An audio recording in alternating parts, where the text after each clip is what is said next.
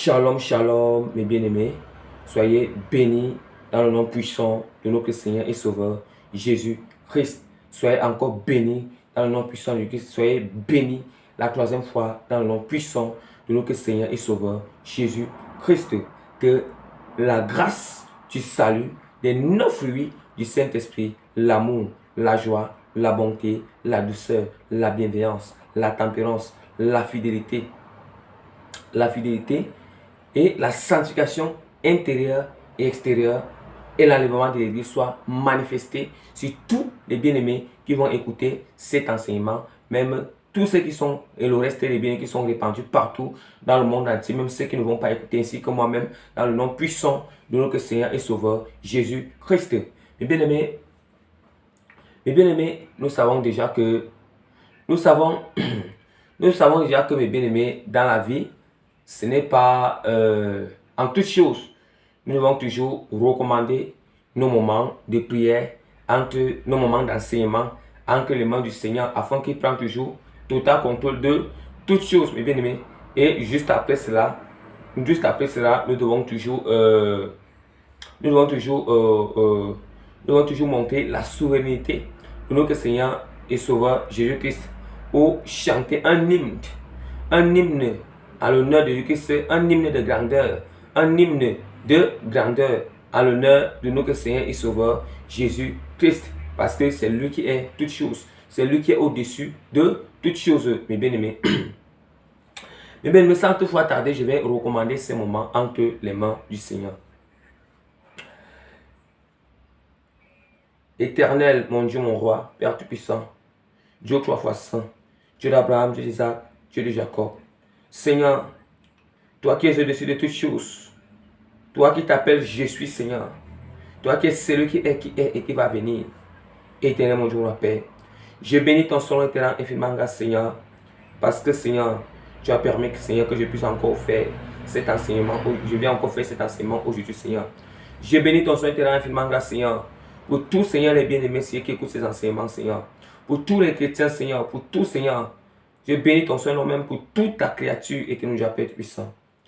Éternel mon Dieu, je te loue ton Saint-Nom, Seigneur, et je t'exalte, Père, pour tous les bienfaits, Seigneur, que je nous comble, Seigneur. Merci, Père puissant, parce que tu as encore nous transformé, Seigneur, en ce temps de la fin. Merci, Seigneur, parce que, Seigneur, tu m'as toujours assisté du début jusqu'à la fin, Père. Éternel mon Dieu, Père, je te recommande ces moments d'enseignement entre mes Père. Que tout esprit qui ne te confesse pas, Seigneur, dans ce lieu maintenant, Père, que ce soit dans ce lieu, Père, dans la vidéo, Seigneur, à Internet, Seigneur, à YouTube, Seigneur, Éternel mon Dieu, Père, tout esprit qui ne te confesse pas, Seigneur, toute autorité, Seigneur, toute principauté, Seigneur, tout Seigneur, démon, Seigneur, Père, tout ça, Seigneur, tout sorcier, Père, tout ça, Seigneur, tout démon de l'Illuminati, tout démon de franc-maçonnerie, Seigneur, tout démon, Père, tout ça, Seigneur, tout esprit qui ne confesse pas ton seul nom, Seigneur, l'esprit marrant, Seigneur, Père, tout ça, Seigneur, esprit d'erreur, esprit de mensonge, esprit de tromperie, Seigneur, esprit de lourdeur, esprit de fatigue, Seigneur, les esprits, Seigneur, qui ne te confessent pas ton seul nom, Père, je soumets tous ces esprits sous l'autorité de Christ, Père, je soumets tous ces esprits, Seigneur, sous les pieds de Christ, Seigneur, au nom puissant de notre Seigneur et Sauveur, Jésus-Christ, Père tout puissant, Seigneur. Père, que la puissance de ton esprit neutralise tous ces esprits, Père tout puissant, Seigneur. Que ça les neutralise, Père. Que ça les inoptise, Seigneur. Que ça les stagnatise, Père tout puissant, Seigneur. Que ça les rend inefficaces, Seigneur. Au nom puissant de Jésus-Christ, Père. Au nom puissant de Jésus-Christ, Père tout puissant, Seigneur.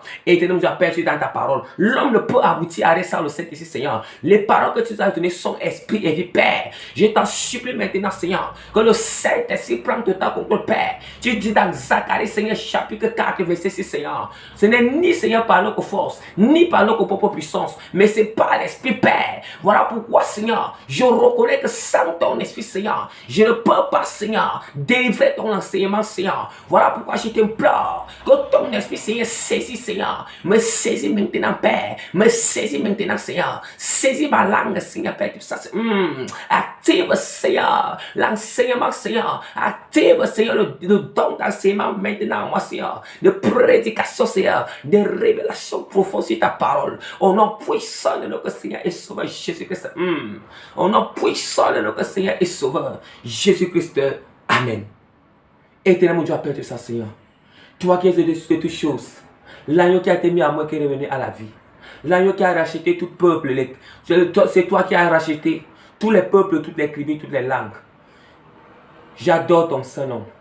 J'élève ton Saint, tu es digne de recevoir l'adoration, l'exaltation, la magnificence, les acclamations, la louange, l'autorité, l'exaltation, la royauté, la grandeur, la force, l'action de grâce, la reconnaissance.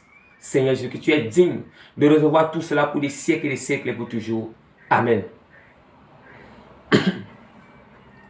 Mes bien-aimés, le Seigneur m'accorde encore la grâce aujourd'hui de venir vous délivrer ou partager cet enseignement accompagné avec la prédication et des révélations profondes de la parole dont le thème est intitulé, dont vraiment mes bien-aimés, dont le thème est intitulé notre réaction face à un témoignage vrai ou faux sur nous ou bien les serviteurs de Dieu. Bien-aimés. Je dis par la grâce que c'est ma corde, je répète encore, le thème est intitulé notre réaction face à un témoignage vrai ou faux sur nous-mêmes ou bien des serviteurs de Dieu. Et bien-aimés. Ou bien des serviteurs de Dieu. Mes bien-aimés, et par la grâce que le Seigneur m'accorde, je me présente comme le plus petit et le moindre de tous les serviteurs de Dieu, l'apôtre Prémice Régis. L'apôtre Prémice Régis que le Seigneur a appelé dans le ministère apostolique. Ministère apostolique. Mes bien-aimés, sans toutefois tarder, notre grand titre, notre thème, je vais annoncer rapidement les sommets de notre thème. Les sommets de notre thème, bien-aimés. Et les sommets de notre thème portent sur grands sous-titres, bien-aimés. Les grands sous-titres où nous allons enseigner, prêcher et donner des révélations profondes, ce qu'il y a derrière ces grands sous-titres, bien-aimés, selon que le Saint-Esprit m'a fait grâce. Bien-aimés, le thème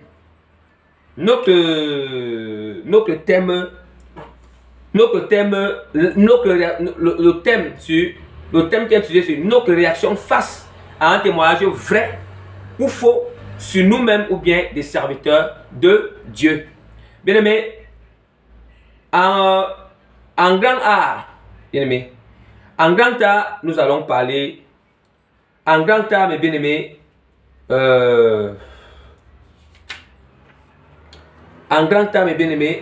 nous allons parler du témoignage, le témoignage faux, un témoignage faux et comment se comporter face à ce tel témoignage. C'est en grand art. Grand art, un témoignage, le cas d'un témoignage faux et comment se comporter face à ce témoignage. Donc là-bas, on appelle ça le cas de l'innocence ou encore le cas de l'innocence. En grand B, nous allons parler d'un témoignage vrai. Nous allons parler d'un témoignage vrai et comment se comporter face à ce témoignage vrai.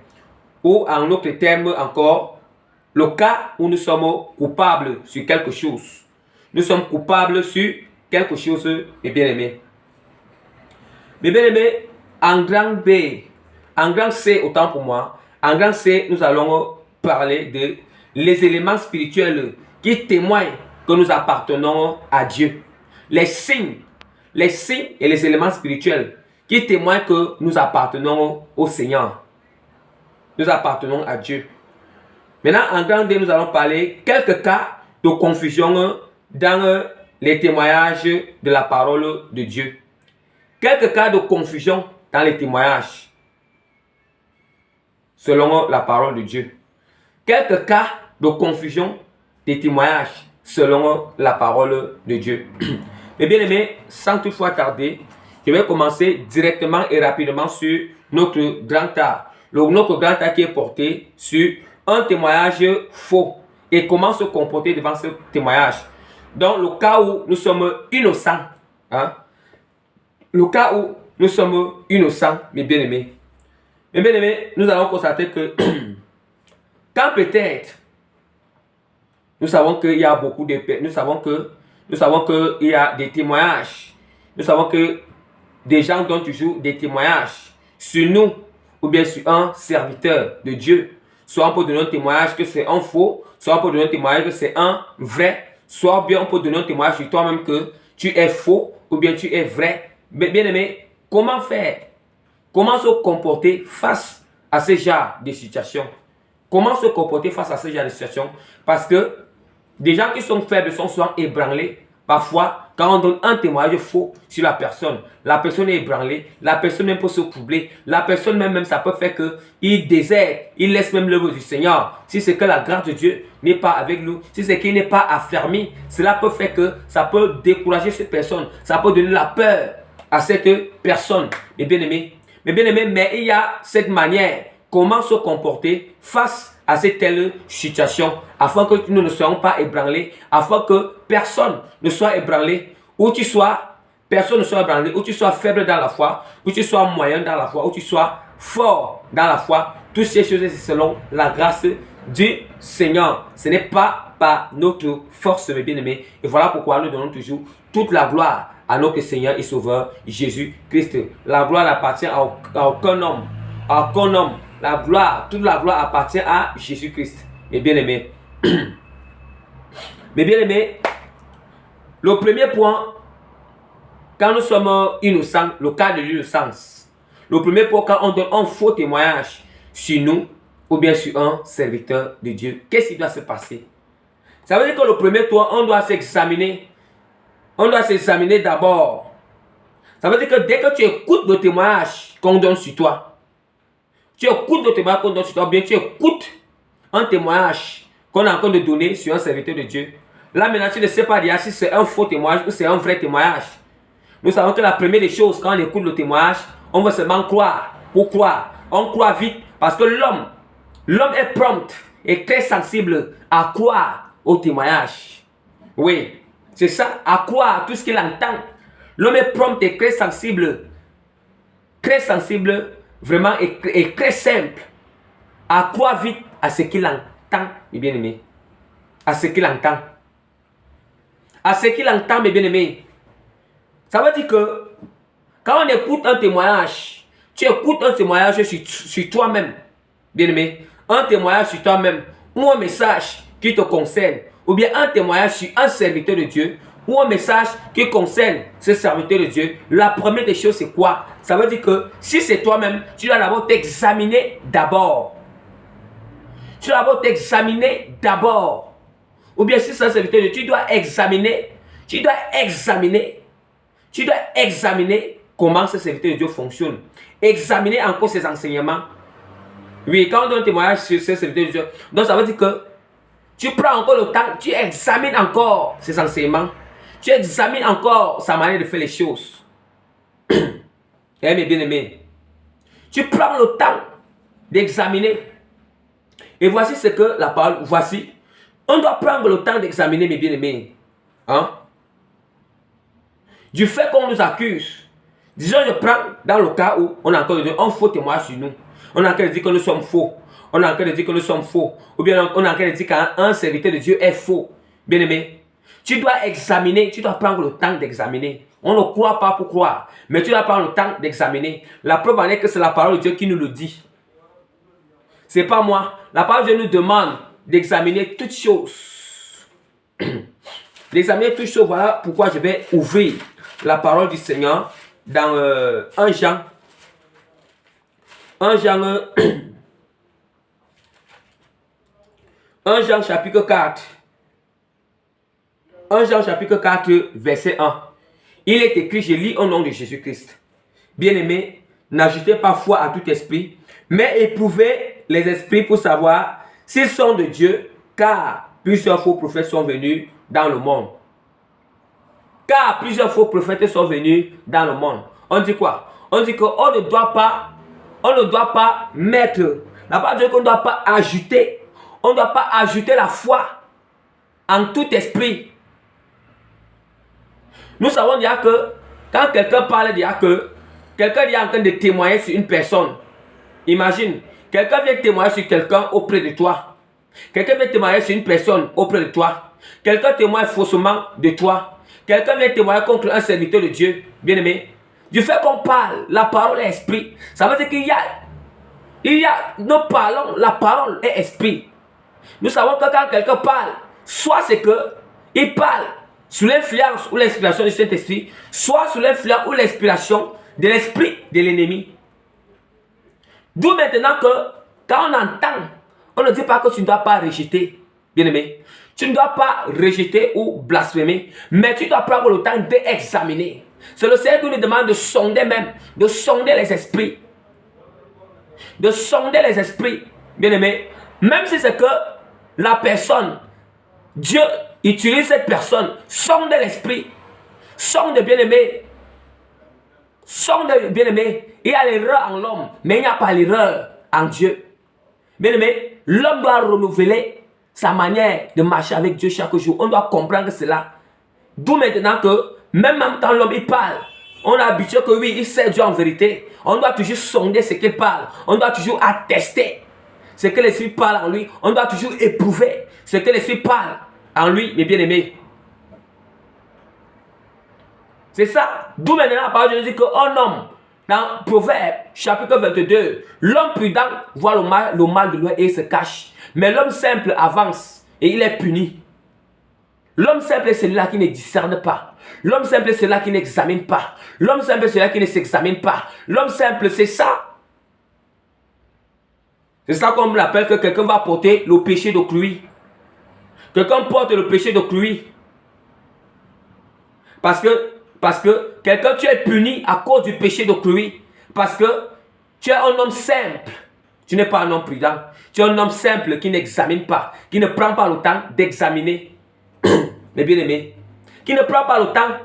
C'est la parole de Dieu qui nous dit ici là. Je vous ai dit, dans le cas où on a encore de donner un témoignage faux sur toi, ou tu entends un témoignage faux sur un serviteur de Dieu, la première des choses, si c'est toi-même, tu t'examines d'abord. Si c'est un serviteur de Dieu, ou bien une servante qu'on a donné un faux témoignage, tu dois examiner maintenant les enseignements, les messages de ces servants.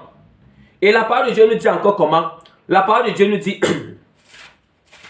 La parole de Dieu nous dit encore très bien que dans 1 Thessaloniciens chapitre 5, la parole de Dieu nous dit là-bas que, mes bien-aimés, ne méprisez pas les messages ou les prophéties, mais examinez et retenez ce qui est bon. On nous demande d'examiner. On nous demande d'examiner. La parole de Dieu n'a pas dit qu'il faut rejeter. Quand tu écoutes, tu rejettes directement. Ça veut dire que celui qui n'examine pas, et qui rejette aussi sans examiner, celui-là, il est comme un insensé. Il est comme un insensé. Hein? Oui. Ouais, celui-là vraiment, celui-là, il n'est pas différent. Il n'est pas différent de quelqu'un qui accepte sans discerner. Parce que quand on n'examine pas, et que, comme on a entendu, on a rejeté, on n'a même pas eu le temps d'examiner et pour voir qu'est-ce qui est bon à l'intérieur et qu'est-ce qui peut être mauvais pour moi à l'intérieur.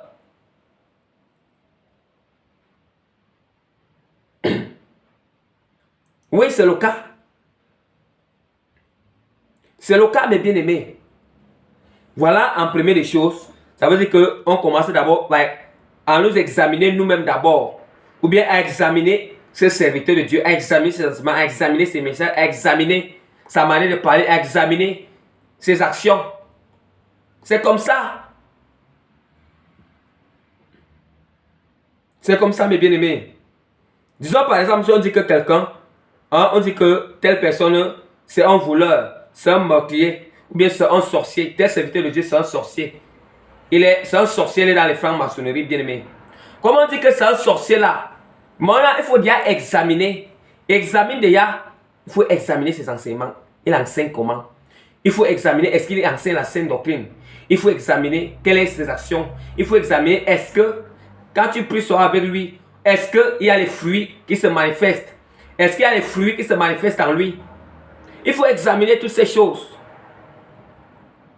Maintenant, le reste, c'est de soumettre encore dans la prière. Après ça, tu examines. Tu examines, tu t'es déjà examiné soi-même ou bien examiner ses serviteurs de Dieu, comme il était dit la manière d'examiner. Maintenant, le reste, là, tu soumets dans la prière que Seigneur, cette personne-là, le témoignage qu'on dit sur cette personne, sur ce serviteur de Dieu ou sur cette servante, est-ce que réellement ce témoignage est vrai? Est-ce que réellement ce témoignage est vrai? Mais déjà, tu as commencé à examiner avec quelques indices. Quelques indices. Afin que tu ne tombes ni dans la tromperie et que tu ne blasphèmes point.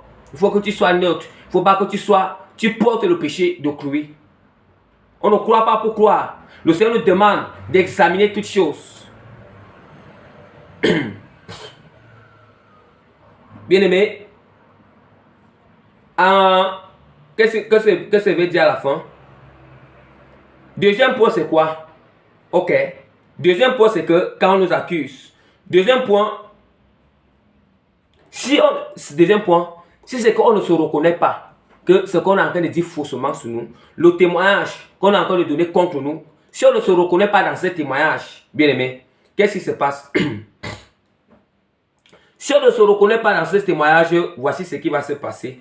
On garde le calme, bien aimé. Quand tu sais, quand on témoigne faussement de toi,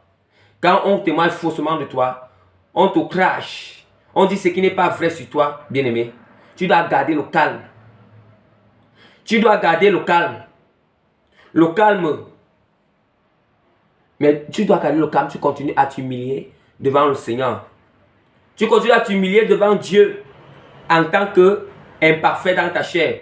Tu sais que ce qu'on témoigne contre toi, tu n'as pas fait ça. Mais ça n'empêche pas que tu gardes ton calme, tu continues à t'humilier devant le Seigneur. Mais quand toi tu t'humilies devant Dieu, bien que tu aies innocent, mais toi tu t'humilies devant le Seigneur en tant que celui qui est imparfait dans sa chair. En tant que celui qui n'est pas parfait dans sa chair.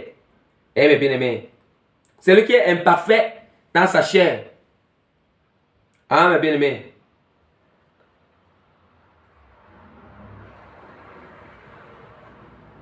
Celui qui est imparfait dans sa chair. Eh bien, en béni. Donc, c'est ça.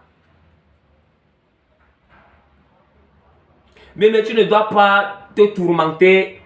Tu ne dois pas t'agiter. Non, on ne s'agite pas. Quand on dit faussement de nous, on témoigne contre nous ce qui n'est pas vrai. Ne t'agite pas, bien-aimé. Sois calme. Continue ta prière. Reste connecté avec le Seigneur. C'est Dieu qui va te justifier. C'est Dieu qui va te justifier. Continue à bénir le seul nom du Seigneur. Même si ça nous fait mal, continuons à bénir son seul nom. La parole de Dieu nous dit quoi? La parole de Dieu nous dit dans 1 Thessaloniciens chapitre 18 que rendez continuellement grâce. La parole de Dieu nous dit que rendons grâce au Seigneur pour en toutes choses. Ça veut dire qu'en toutes choses, en tout circonstance, nous partons plus loin dans l'autre version. Une autre version nous dit que rendons grâce au Seigneur, remercions le Seigneur pour toutes circonstances. Pour toutes circonstances. Ça veut dire que continue à rendre grâce au Seigneur. Continue à bénir le Seigneur. Continue à élever le seul nom du Seigneur dans le calme. Dans la sérénité, tu sais que toi, tu n'as pas fait ça. Bien, mais on n'a même pas trop besoin parfois, quand même on a donné un faux témoignage contre nous à Internet même.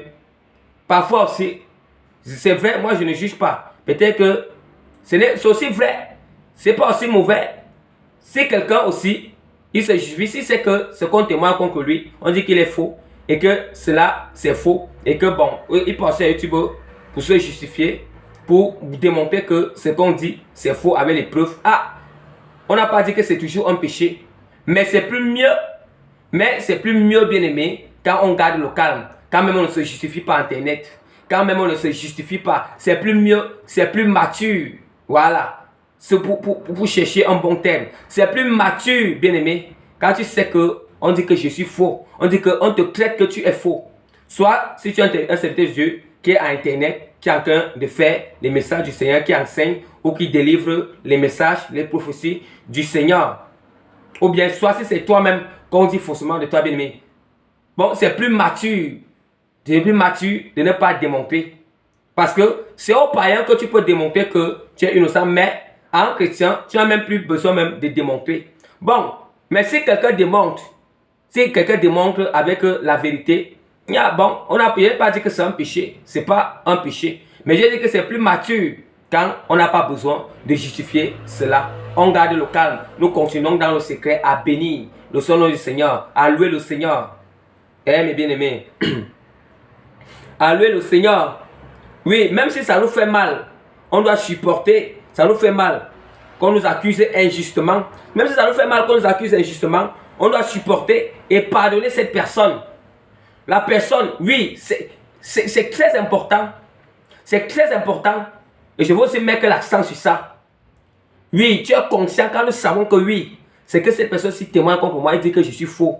Je suis occultiste, je suis sataniste, je suis un sorcier, je suis un meurtrier, je suis un voleur. Mais tu sais que tu n'es pas. Dieu sait que tu n'es pas ça. Et toi-même, tu sais que tu n'es pas ce qu'il est en train de témoigner contre toi, bien-aimé. C'est vrai que ça te fait mal, mais ne fais pas que cette amertume, ne fais pas que parce que tu t'es senti mal, ne ouvre pas la bouche pour déclarer une parole mauvaise contre cette personne. Non. Non, non, non, non. Non, non, non, non, non.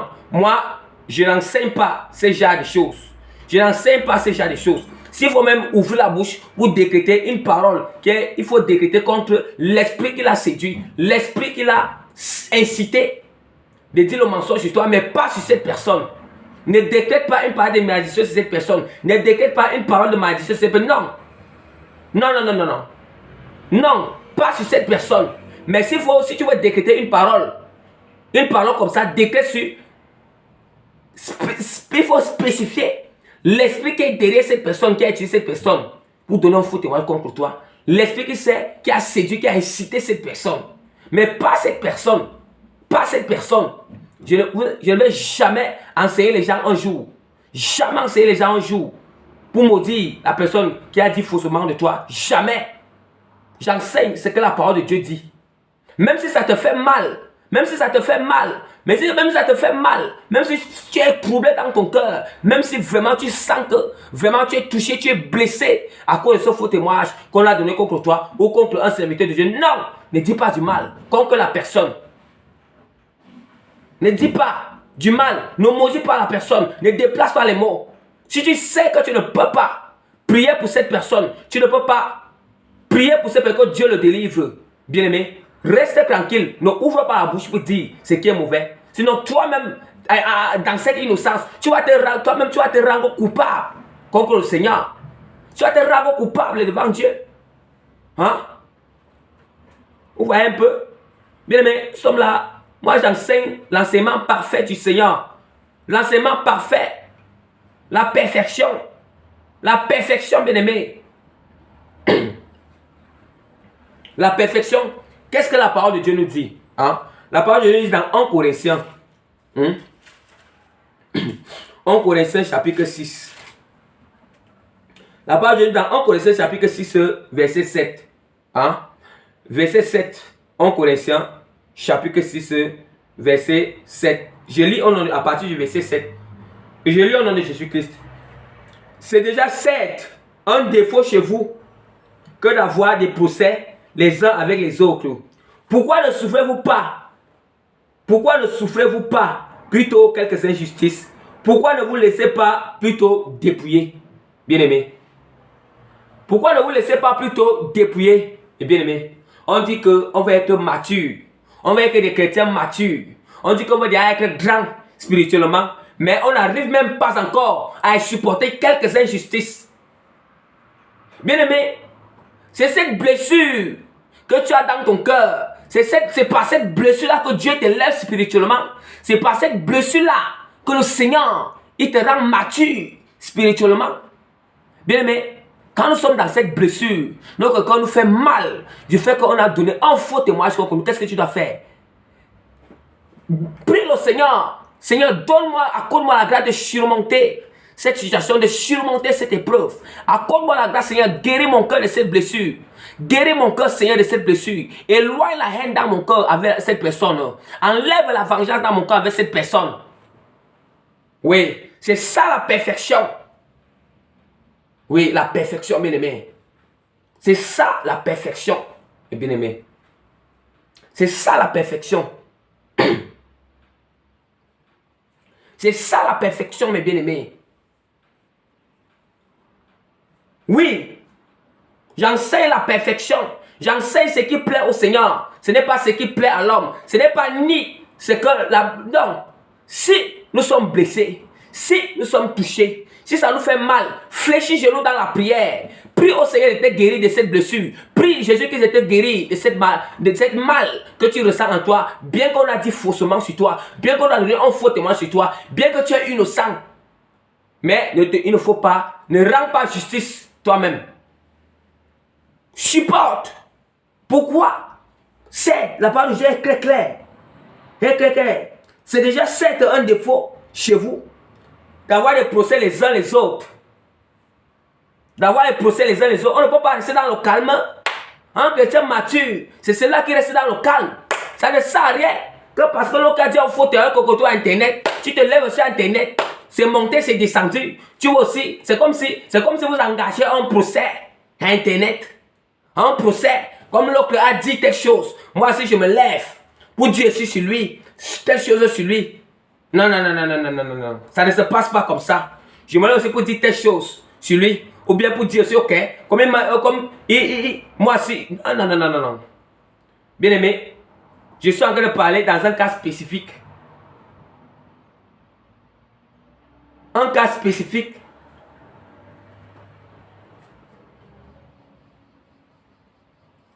Ça sert à quoi d'avoir les procès les uns les autres, nous les chrétiens, les uns les autres? Si chaque chrétien était vraiment mature, n'est-ce pas, on devait se supporter les uns les autres? N'est-ce pas, on devait supporter les injustices les uns les autres?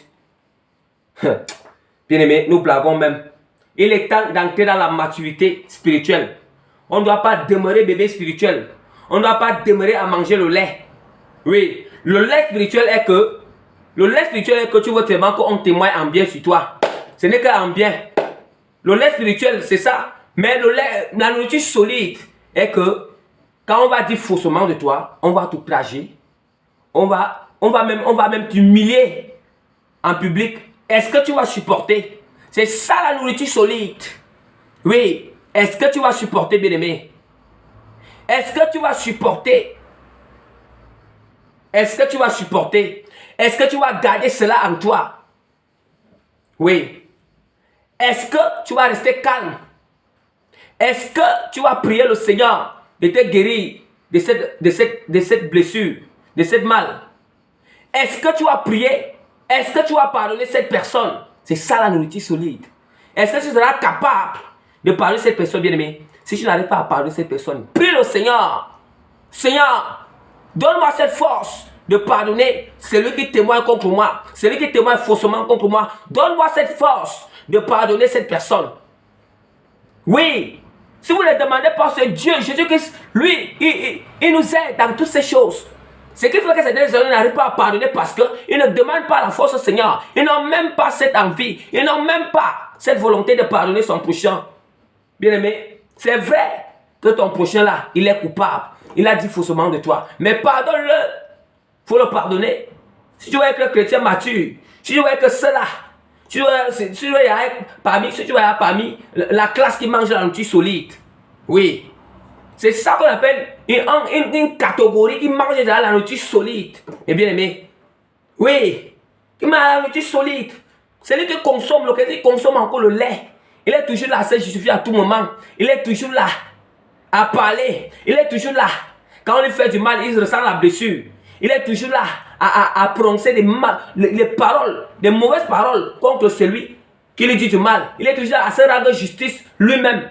Ça, on appelle ça le lait spirituel. Le lait spirituel.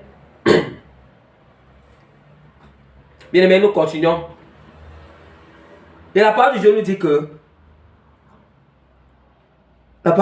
que pourquoi ne souffrez-vous pas plutôt quelques injustices? Souffrons. C'est ça qu'on appelle souffrir dans le cœur. Ça veut dire que tu ressens cette blessure. Tu ressens comment ça te fait mal. Mais tu supportes. Yes. Yes. C'est pas là où Dieu t'élève. C'est pas là où la parole de Dieu nous dit dans Jacques chapitre 12 verset 15. Heureux l'homme qui supporte patiemment la tentation. Car après avoir surmonté, il va gagner une couronne de vie. Vous entendez? Ça veut dire qu'après cela, il y a une couronne que tu dois gagner. Or, le Seigneur nous dit que Dieu nous dit qu'il y a deux types de récompenses. Il y a une récompense qu'on va d'abord bénéficier étant sur la terre. Et une autre récompense qu'on doit encore bénéficier, encore qui est éternelle à l'avenir, dans le siècle à venir. Qui est quoi? Le royaume des cieux. Le royaume des cieux, une vie éternelle. Une vie éternelle. Oui. Pourquoi ne vous laissez pas vous dépouiller? Oui. Pourquoi ne vous laissez pas vous dépouiller? Il y a certains chrétiens. Moi, bon, quand certains chrétiens, oui, c'est vrai. C'est vrai que oui, c'est normal que quand tu es un chrétien, quelqu'un t'a volé, il t'a détourné quelque chose. C'est normal. C'est normal que tu es dans tes droits. C'est normal que tu es dans tes droits que de l'amener en justice, de lui porter plainte. Mais c'est ça qu'on nous dit, c'est que pourquoi ne vous laissez pas vous dépouiller? Si quelqu'un t'a volé, quelqu'un t'a détourné quelque chose, quelqu'un t'a pris quelque chose, toi tu es chrétien, tu n'as même pas besoin encore, tu n'as même pas besoin de porter plainte à cette personne. Bon, si le Seigneur te demande, mais je n'ai pas dit qu'en portant plainte à cette personne, si tu es dans tes droits, c'est normal. C'est normal parce que lui, il a fait ce qui n'est pas bien. Tu es dans tes droits. Mais un chrétien mature, il n'a pas besoin de porter plainte à ces personnes. Il connaît que Dieu est le vrai juge. Il n'a pas besoin de porter plainte à cette personne. C'est ça que la parole dit. Pourquoi ne vous laissez pas vous dépouiller? Vous ne vous laissez pas vous dépouiller. Il y a parfois, moi je vais vous donner un témoignage parfois. Si quelqu'un, moi j'ai parfois, si j'ai aidé quelqu'un, pas comme ça, si quelqu'un a fait la malhonnêteté avec moi, quelqu'un m'a escroqué, quelqu'un m'a volé quelque chose, bien aimé. Vous savez ce que moi j'ai fait souvent, par la grâce du Seigneur, ce n'est pas par ma force, par la grâce de Dieu. Ce que je fais souvent c'est quoi? Je laisse. Et quand je laisse, vous savez comment je vois souvent cette situation? Je dis que, ah, Seigneur, ce qu'il a détourné là, c'est pour moi, c'est comme ce qu'il a détourné sur mon argent, il m'a escroqué là, Seigneur. Pour moi, je prends ça comme c'est aussi un humain, que ça va l'aider. Ça va l'aider, c'est comme, oui, c'est un humain, cet argent-là va aussi l'aider. Mais là, je ne vais pas dire qu'il ne fait rien avec cet argent, non. Qu'il ne fait rien avec cet argent, ou bien il va donner des paroles de malédiction, non. Il va rester calme et dire que, ah, Seigneur, que cet argent, oui, c'est comme ça qu'on voit les choses dans un autre sens. On voit les choses dans un autre sens. Et Dieu te récompense pour cet argent-là que la personne a pris. Hein? La personne a pris. Ou bien pour ce que la personne t'a dépouillé. Tu supportes. Bien que ça te fait mal. Tu supportes. Ou tu supportes. Tu supportes. Nous-mêmes, voici ce que la parole de Dieu nous dit que. Mais c'est vous qui commettez l'injustice et qui dépouillez. C'est envers des faits que vous agissez de la sorte. Ça veut dire que pour ceux qui sont en train de dépouiller là, maintenant Dieu parle, il y a un retour pour celui qui t'a commis l'injustice, celui qui a dit faussement de nous, celui qui a fait un faux témoignage contre nous, et celui qui nous a dépouillé là, qui nous a volé, qui nous a détourné, qui nous a escroqué. Voici maintenant ce que la parole de Dieu dit pour l'autre là. Parce que nous, on a supporté l'injustice. Nous, on a laissé qu'ils nous dépouillent. On n'a rien dit. On ne l'a même pas apporté. On ne l'a même pas porté plainte. Mais voici maintenant ce que Dieu dit en retour pour cette personne. Il dit que, mais ceux qui commettent l'injustice et qui dépouillent, c'est envers les frères que vous agissez de la sorte. Ne savez-vous pas que les injustices n'hériteront pas le royaume des cieux? Écoutez très bien. Vous voyez même maintenant à quel risque ils sont en train de courir. Ça veut dire que si celui-là ne se répand pas, il court à un risque que s'il meurt, c'est l'enfer. Non seulement avant d'aller en enfer, vous voyez bien que tu n'as même pas besoin de parler des paroles dans ta bouche. Il commence à recevoir la récompense de ses propres œuvres sur la terre. Ouais. De ses propres œuvres. Il commence à payer ses propres œuvres sur la terre. Étant sur la terre. Nous comprenons. Étant sur la terre. On dit qu'ils n'hériteront pas le royaume de Dieu. Ne vous y trompez pas. Ni les débauchés, ni les idolâtres, ni les adultères, ni les efféminés, ni les homosexuels, ni les voleurs, ni les cupides, ni les ivrognes, ni les outrageurs, ni les ravisseurs, ni n'hériteront point le royaume des cieux. Et c'est à cela que vous étiez. C'est à cela que vous étiez quelques-uns d'entre vous. C'est à cela que vous étiez quelques-uns d'entre vous. Nous savons que nous tous là, qui sommes en Christ là, qui sommes convertis là, nous tous, on a commis certaines œuvres que Dieu dit que ces œuvres-là, on ne peut pas être au royaume des cieux quand ces œuvres-là sont en nous. On dit que c'est à cela. C'est à cela que vous étiez quelques-uns d'entre vous. Mais vous avez été lavés. Mais vous avez été sanctifiés. Mais vous avez été justifiés. Au nom du Seigneur Jésus-Christ et par l'Esprit du Seigneur et par l'Esprit de Dieu. Bien-aimé, on dit qu'on a été justifié par l'Esprit du Seigneur. Le cas où tu es en train de travailler, l'Esprit de Dieu t'a justifié. Si on te dépouille, bien-aimé, tu es déjà né de nouveau, tu es déjà mature spirituellement, l'Esprit de Dieu t'a justifié du fait qu'on t'a dépouillé. Si on t'a volé, l'Esprit de Dieu t'a justifié comme on t'a volé. On a donné un faux témoignage sur toi ou sur un serviteur de Dieu. L'Esprit de Dieu, reste calme, l'Esprit de Dieu t'a déjà justifié. T'as déjà justifié, mes bien-aimés. Mes bien-aimés, nous continuons toujours. Deuxièmement, il faut prier. Deuxièmement, nous devons prier pour cette personne. On doit prier pour cette personne. La preuve en est que dans Job, les amis de Job, quand Job était en train de traverser son épreuve, que nous connaissons déjà, les amis de Job, ils n'ont pas su parler. Ils ont parlé des paroles. Des paroles même qui n'avantageaient pas, des paroles qui ne fortifiaient pas Job. Des paroles qui n'arrivaient pas à le fortifier, à encourager Job. Mais des paroles qui ne sont même pas vraies. Des paroles qui ne sont pas vraies. Vous voyez? Mais à la fin, Dieu a dit à Job qu'il faut que Job doit prier pour ses amis et donne un sacrifice pour ses amis. Bien-aimés, est-ce que nous sommes là qui sommes capables qu'on peut prier? Est-ce qu'on est arrivé à ce stage, à ce niveau, qu'on peut prier celui qui dit faussement de nous, celui qui a témoigné contre nous, celui qui a dit du mal de nous, celui qui nous a volé, celui qui nous a dépouillés, celui qui nous a commis l'injustice. Est-ce que nous sommes capables? Celui que même tu as trouvé en flagrant délit d'adultère avec ta femme, est-ce que tu es capable de prier pour cette personne? Tu es capable de prier, de pardonner cette personne, de prier pour lui, que Dieu le pardonne, que Dieu accorde la grâce d'aller, de se repentir. Est-ce que tu es capable? Bien, mais si tu n'es pas encore capable, fléchis genoux dans la prière, demande cette force au Seigneur, Dieu donne. Bien aimé.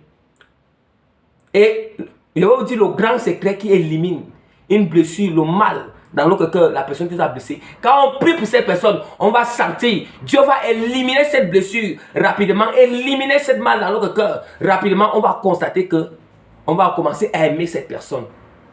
Aimer son âme. Parce qu'on aura compassion que, s'il meurt vraiment avec l'œuvre qu'il a fait là, son âme va aller en enfer. Nous savons que l'enfer, c'est un tourment qui se passe éternité des éternités. Comment on peut être fier que l'âme de notre bien-aimé, l'âme de notre frère, l'âme de notre soeur est en train d'aller tourmenter dans l'enfer? Le mieux est que je ne vais pas regarder ce qu'il m'a fait, mais je vais prier pour son âme. Mais je vais prier pour sa délivrance. Mais je vais prier pour son âme. Mais je vais prier pour son âme. Bien-aimé, ici, c'est la nourriture solide. Celui qui va être enlevé, qui va entrer dans le royaume des cieux. Dans le royaume des cieux. Voilà pourquoi le Seigneur nous dit, mais pourquoi on néglige la parole de Dieu? Pourquoi on néglige la parole que Jésus-Christ dit? Hein? Aimez vos ennemis, faites du bien à ceux qui vous haïssent, priez pour ceux qui vous persécutent, qui vous maltraitent. Mais pourquoi on néglige cette parole? Pourquoi on néglige cette parole? Parce que quand Jésus dit ces choses, il y a l'esprit qui est derrière, qui a séduit cette personne.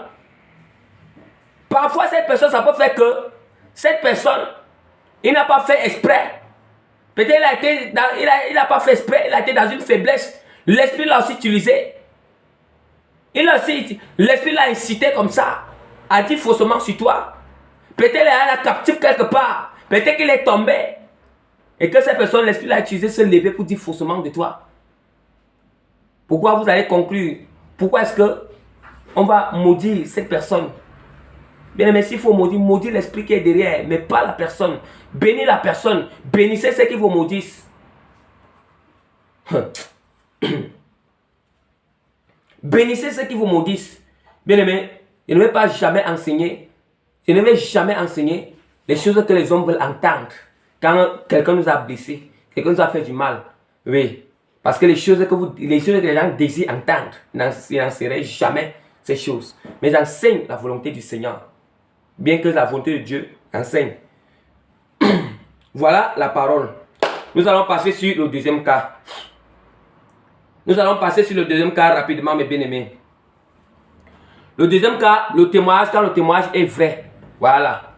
Quand le témoignage est vrai, ce qu'on dit sur nous est vrai, mes bien-aimés. Deuxième cas, un témoignage vrai qu'on est en train de dire sur nous ou sur un serviteur de Dieu. Le cas d'un témoignage qui est vrai, ou bien le cas où nous sommes coupables. Nous sommes coupables, nous savons que vraiment nous sommes coupables. Ce témoignage-ci, c'est la vérité. Ce que Dieu a amené, cette personne a dit sur nous, ou bien ce que les gens disent sur nous, oui, cela est vrai. Et la preuve en est qu'il y a parfois ce temps, il y a d'abord parfois, première des choses, comment se comporter?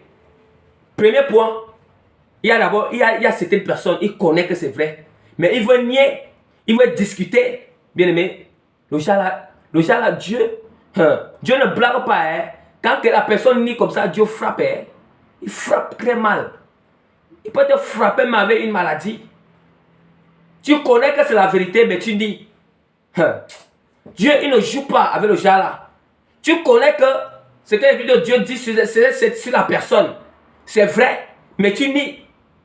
Bien aimé, peut-être même toi-même tu es en train de signer.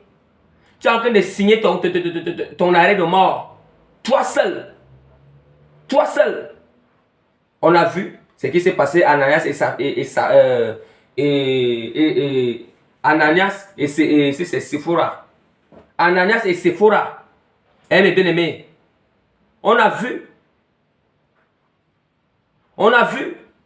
comment le Saint-Esprit leur dit telle chose. Mais ils veulent contredire.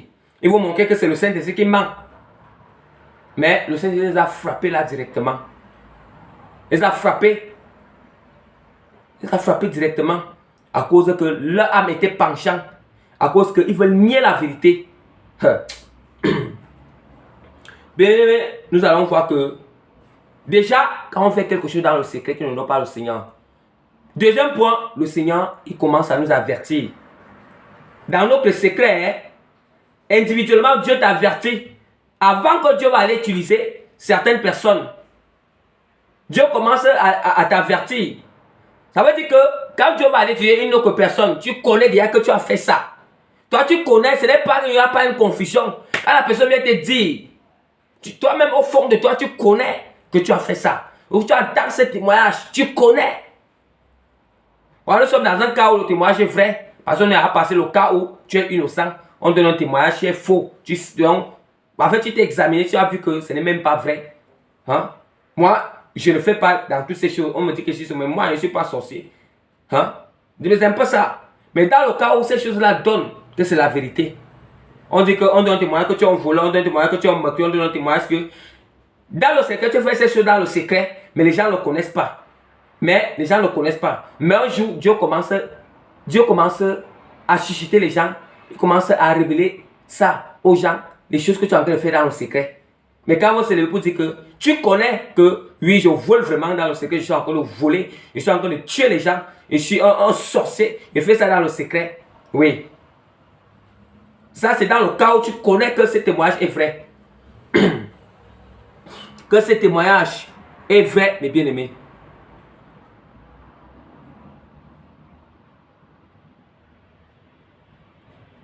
Le cas où tu connais que ce témoignage est vrai, mes bien-aimés. Voilà pourquoi, mes bien-aimés, je vais ouvrir la page dans 2 Samuel, chapitre 12, verset 1 à 13. 2 Samuel. 2 Samuel, chapitre 12, verset 1 à 13. Je lis au nom de Jésus-Christ. Mais ce que David avait fait déplut au Seigneur. Le Seigneur envoyait donc le prophète Nathan auprès de David. Nathan entra chez le roi et lui dit, dans une vision,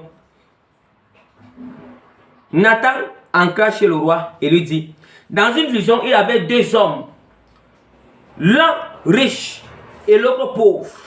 Le riche avait de grands troupeaux et de bœufs et de moutons.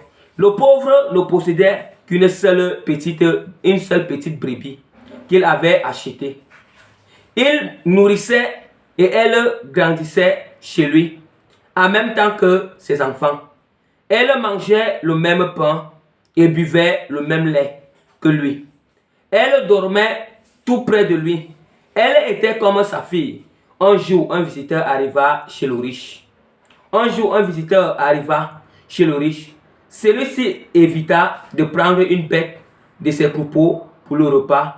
Au contraire, il prit la brebis du pauvre et la prêta pour son serviteur.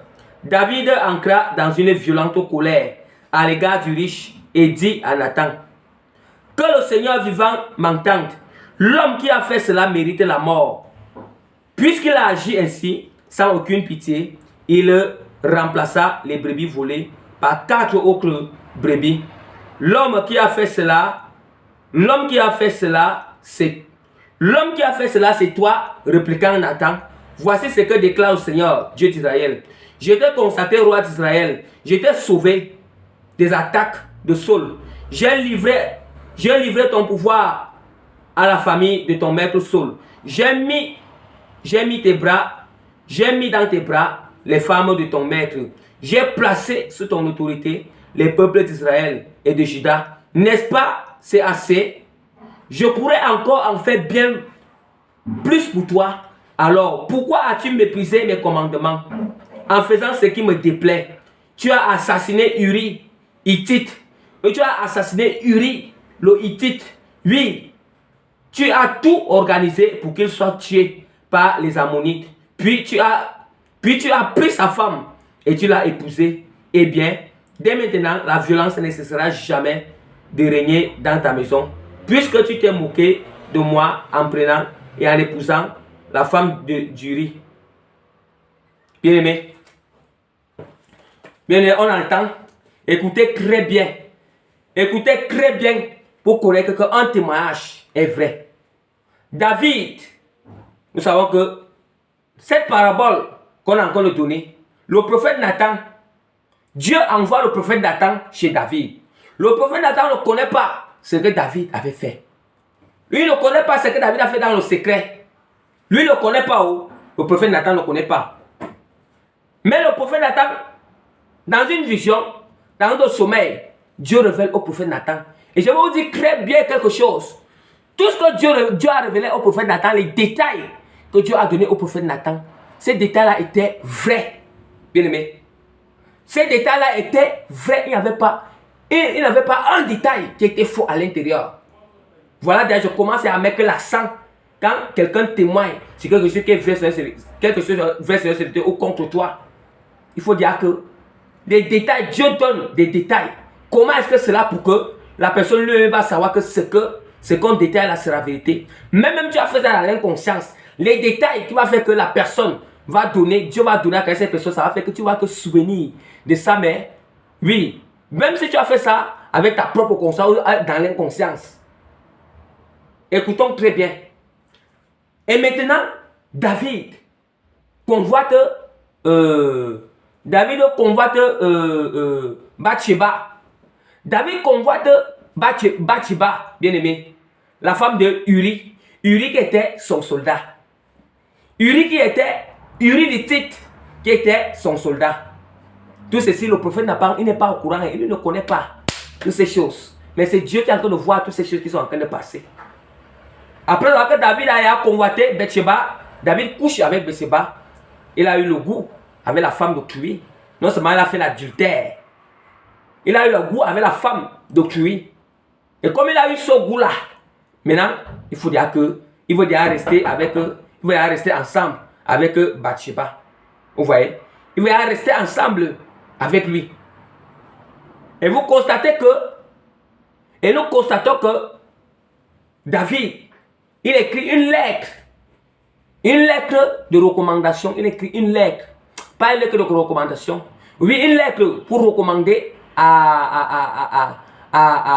lettre de recommandation à son général, le commandant Joab, que lorsque Uri Hittite va arriver là-bas, voici ce que tu vas faire. Il faut le mettre dans une ligne de bataille où est-ce qu'il ne pourra pas s'en sortir, où est-ce qu'on va le tuer.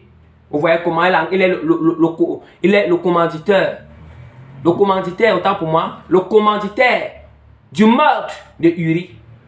Non seulement d'abord, il avait d'abord convoité, il pêche. Deuxièmement, il fait encore l'adultère. Et troisièmement encore, David, il a encore commandité le meurtre de Uri. Ça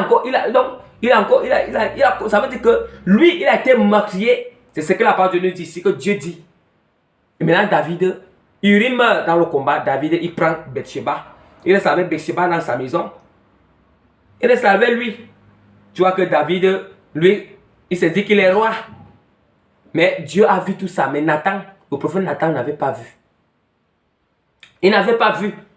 Là maintenant, Dieu envoie le prophète Nathan chez David. Quand le prophète Nathan arrive chez David, le prophète Nathan commence à parler en parabole. Cette parabole qu'il était en train de lire. Et ce qui est marrant, c'est que c'est David qui se lève de son trône. Étant dans la colère, irrité. Il dit que qui est cet homme qui a fait ça? Attendez un peu, je relis. Là où David, après ça, qu'il a fini d'écouter cette parabole, il ne sait pas que cette parabole lui regarde. Écoutons très bien. Voici la réaction de David. Il est en train d'écouter la parabole du prophète Nathan.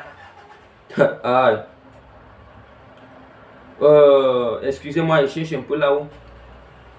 Voilà, on dit que David, dans le verset 5, David est entré dans une violente colère à l'égard du riche. Dit à Nathan, à l'égard du riche, et dit à Nathan, que le Seigneur vivant m'entende. L'homme qui a fait cela mérite la mort. Bien aimé, vous voyez déjà comment David même déjà, lui, il ne comprend pas la parabole. Il appelle même déjà la mort sur lui-même. Et c'est pour ça que je vais vous dire quelque chose. Comme David, il avait appelé la mort sur lui-même, il n'a pas compris cette parabole.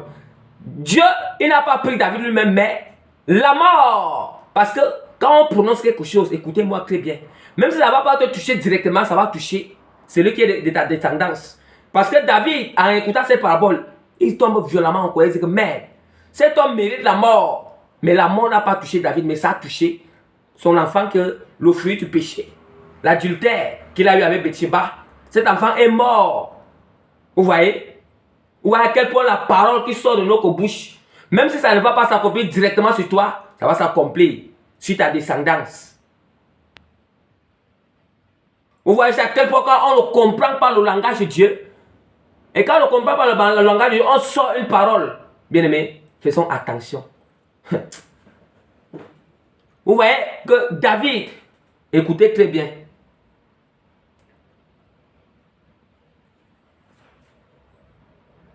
La parole de Dieu dit que, et la parole de Dieu dit que David, le prophète Nathan dit à David que c'est toi cet homme. David, il pose les mains, il connaît. Lui-même, il a reconnu cela. Oui. Le prophète Nathan dit à David, c'est toi cet homme. Et le prophète Nathan, il commence à donner les détails. Comment Dieu l'a dit. Écoutez bien ces détails. Le prophète Nathan n'était pas là quand David avait fait tous ses plans. Écoutez très bien.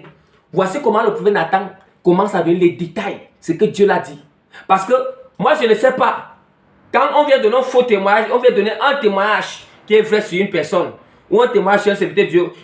Il faut vraiment, Dieu doit donner ces détails-là. Les détails. Et maintenant, dans ces détails, ce serviteur de Dieu, il va se reconnaître. Il va se reconnaître, ou nous-mêmes, on va se reconnaître. Ou un fidèle, il va se reconnaître. Dieu n'est pas un Dieu de menteur. Mais si déjà, quelqu'un, il y a les détails qui sont à l'intérieur et que bon, moi, je ne me reconnais pas dans ces détails, ça veut dire qu'il y a quelque chose qui ne va pas. Il y a une confusion, il y a un esprit impur qui est venu tromper la personne. Je ne peux pas dire que la personne que l'esprit impur est venu tromper, je ne peux pas dire que cette personne, c'est comme je ne peux pas dire que cette personne a inventé. Ça veut dire que lui aussi, il a été, lui aussi, je peux aussi dire que je peux aussi, moi je vais examiner que peut-être cette personne a été trompée par l'ennemi aussi, soit aussi dans sa vision, soit aussi dans sa pensée, soit aussi dans sa manière de concevoir les choses. Vous voyez un peu? Mais si c'est que ça tombe exactement comme ça, là exactement on connaît que c'est vraiment Dieu qui l'a parlé parce que ça tombe exactement ces détails qu'il donne. C'est exactement ce que j'avais fait, c'est comme ça que c'était passé. Voici maintenant comment le prophète n'attend pas la parole. Il dit que le prophète Nathan dit que l'homme qui a fait cela, c'est toi, répliqua Nathan. Et voici ce que déclare le Seigneur, Dieu d'Israël. Vous voyez un peu. Il dit que l'homme qui a fait cela, c'est toi. Et Nathan commence à donner les détails ici que le Seigneur dit que je pourrais encore faire mieux. Alors, pourquoi as-tu méprisé mes commandements en faisant que... pourquoi as-tu méprisé mes commandements? Écoutez bien. C'est le prophète Nathan qui est en train de parler comme ça. Hein? Ce que Dieu lui dit par rapport à ce que David a fait. Pourquoi as-tu méprisé mes commandements en faisant ce qui me déplaît? Tu as assassiné Uri, les Hittites. Bien aimé. Nous savons que tous les soldats partent à la guerre. Nous savons que si un soldat meurt, on sait que c'était le flou, c'est la guerre.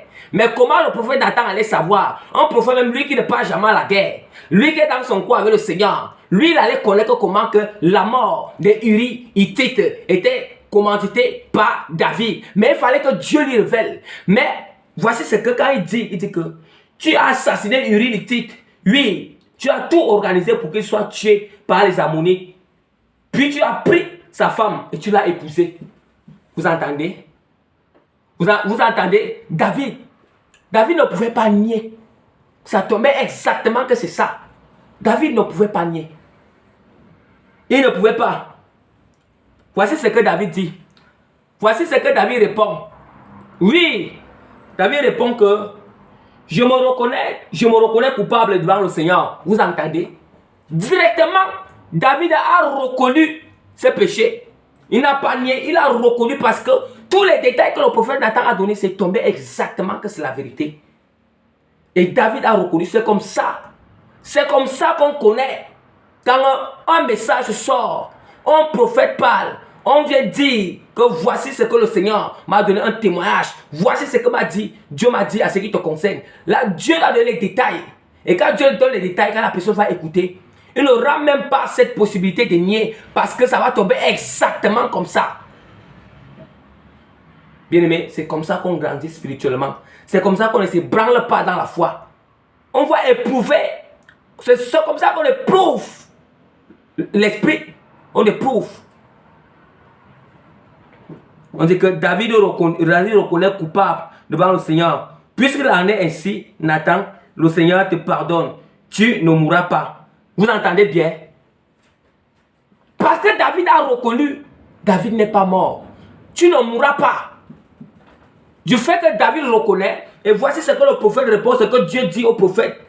Puisqu'il en est ainsi, après que David a reconnu son tort. Bien aimé, pourquoi est-ce que vous faites cela? Quand on sait que oui, le travail qu'on a donné, que c'est vraiment vrai, ce qu'on dit de nous, c'est vrai. Ça ne sert à rien de nier, ça ne sert à rien de faire toutes ces choses. Bien aimé, le mieux est que tombe en genoux devant le Seigneur et répands-toi. Répands-toi. Tu te répands simplement. Là, tu ne vas pas mourir. Puisqu'il en est ainsi, dit Nathan, le Seigneur te pardonne, tu ne mourras pas. Seulement dans cette affaire, tu as fourni aux ennemis du Seigneur l'occasion de le mépriser. Voilà. L'occasion de mépriser le Seigneur. Vous voyez un peu? Vous voyez un peu? Vous voyez que seulement dans cette affaire, quand on fait les choses qui n'ont pas Dieu, bien qu'on s'est réparti, on avait fourni l'occasion à l'ennemi de mépriser Dieu. De mépriser le Seigneur. Dieu qui faisait confiance à toi, son serviteur, à toi, sa servante, à toi, son fidèle, à toi, son chrétien. Vous voyez? Parce que tu as fait ce qui n'a pas honoré Dieu. Tu as fourni l'occasion à l'ennemi de mépriser le Seigneur. L'ennemi, il peut même se moquer, il dit, hein, c'est lui que tu as dit que tu avais confiance. Oui, mais Dieu te pardonne quand même. Ce que Dieu attend, il attend qu'on doit reconnaître nos péchés, nos erreurs. Vous voyez? Voilà pourquoi Sur le deuxième point, c'est de reconnaître. Le deuxième point, c'est de reconnaître que oui. Reconnaître que notre péché, reconnaître que notre faute, que de nier. Reconnaître. Il n'y a rien à raisonner sur ça. Tombe devant Dieu. Prends un programme de jeûne. Répands-toi et reconnais ta faute. N'aie pas peur. Il faut seulement reconnaître. Reconnaître ça devant Dieu. Prends un programme de repentance de jeûne. Et David avait pris un programme de repentance et de jeûne. De 3 jours à sec. Bien-aimés, nous allons ouvrir la parole du Seigneur dans 1 Jean, chapitre 3, verset 20. Le témoignage qui est vrai, bien-aimé, le témoignage qui est vrai, ça ne s'ignore pas directement, ta conscience te juge, tu reconnais que c'est la vérité. Et on va ouvrir la parole dans 1 Jean, chapitre 3.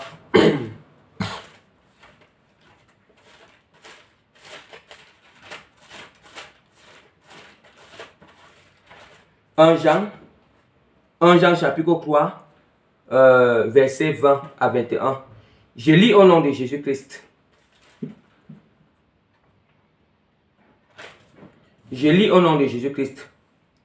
Car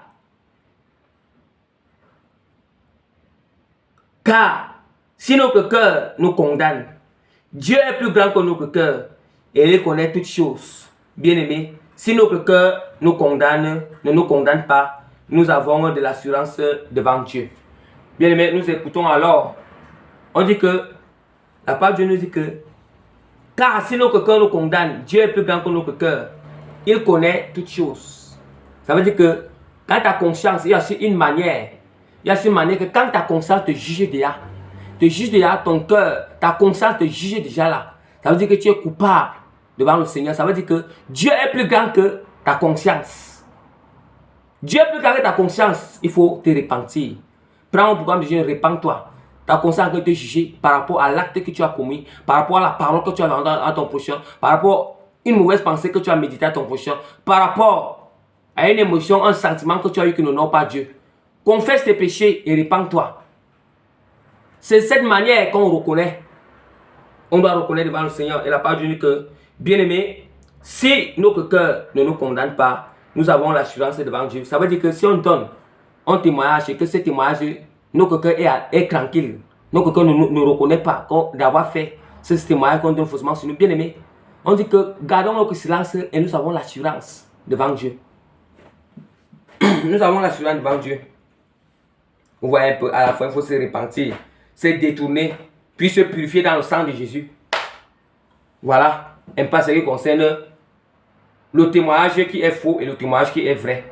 Le témoignage qui est faux quand on ne se reconnaît pas, quand notre cœur est tranquille, ne nous juge pas. Le témoignage qui est vrai, c'est quand on se reconnaît dans ça. Et comment faire? Je l'ai parlé, je l'ai donné les conseils ici. Bien aimé, nous passons sur, le troisième point, le grand C. Le grand C, les éléments spirituels qui témoignent que nous appartenons à Dieu. Les éléments spirituels qui témoignent que nous appartenons à Dieu. Ça veut dire que ces éléments-ci nous permettent aussi de s'examiner encore. Nous-mêmes, surtout, quand déjà il y a déjà une confusion. Quand il y a déjà une confusion, bien aimé, oui. Quand tu constates qu'il y a une confusion et qu'on dit d'un fou de toi, mais tu ne te reconnais pas dans ça, mais tu vois qu'il y a une confusion, mais tu vois que oui, d'habitude, c'est une personne que Dieu utilise puissamment, mais il a dit ce qui n'est pas vrai sur moi. Qu'est-ce qui fait ça? Ça veut dire qu'il y a la confusion là, à l'intérieur. Mais quand il y a cette confusion, qu'est-ce qu'il doit faire? Parce que là, tu fais confiance à cette personne, tu sais que Dieu l'utilise aussi. Ça peut faire que, ça peut te troubler, ça peut te troubler. Ça peut faire que toi-même tu n'es plus à l'aise. Je n'ai pas fait ça, mais pourquoi? Qu'est-ce qui se passe? Est-ce que c'est réellement Dieu? Est-ce que c'est quoi? Qu'est-ce qu'il y a? Bon, pour que tu ne sois pas troublé. Maintenant, il y a les éléments spirituels qui témoignent que nous appartenons encore à Dieu. Pour qu'on ne soit pas troublé. Première des choses, la parole de Dieu et sa pratique quotidienne. La parole de Dieu et sa pratique quotidienne. C'est-à-dire que premièrement, tu vas t'examiner, tu vas regarder, est-ce que tu vas t'examiner, tu te regardes, est-ce que tu as aligné avec la parole? Oui. Est-ce que je suis encore aligné avec eux? Est-ce que j'ai transgressé la parole de Dieu quelque part? Ou bien est-ce que je suis allié avec la personne. Est-ce que j'ai fait mon effort de pratiquer la parole de Dieu chaque jour? Nous savons que la parole de Dieu dans 1 Jean, chapitre 5, verset 2 à 4.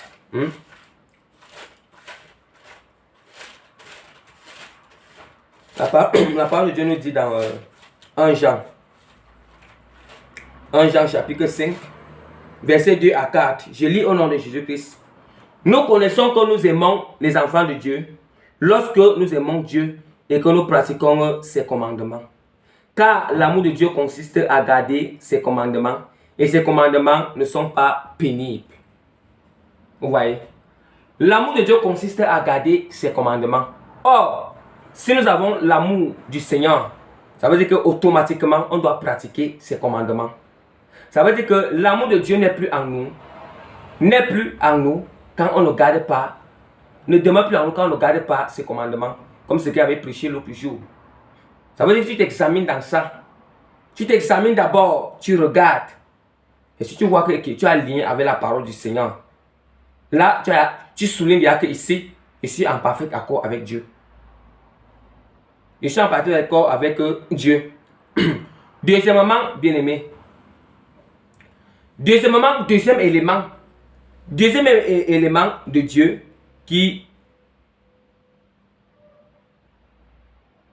deuxième élément du Seigneur qui témoigne que nous appartenons à Dieu. Nous appartenons encore à Dieu. Ça veut dire que l'Esprit de Dieu lui-même, l'Esprit de Dieu en nous-mêmes. Ça veut dire que l'Esprit de Dieu doit témoigner en nous-mêmes que oui, réellement, oui, on appartient encore au Seigneur. Ça veut dire que l'Esprit de Dieu témoigne en nous, témoigne dans notre conscience que oui, tu appartiens encore à Dieu.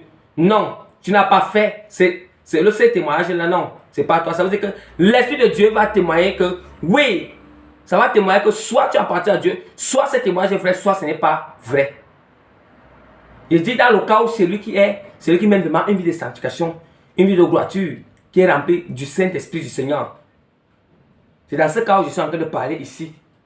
Je suis en train de parler ici, là. Nous avons vu la parole de Dieu sur Romains chapitre 8, verset 16.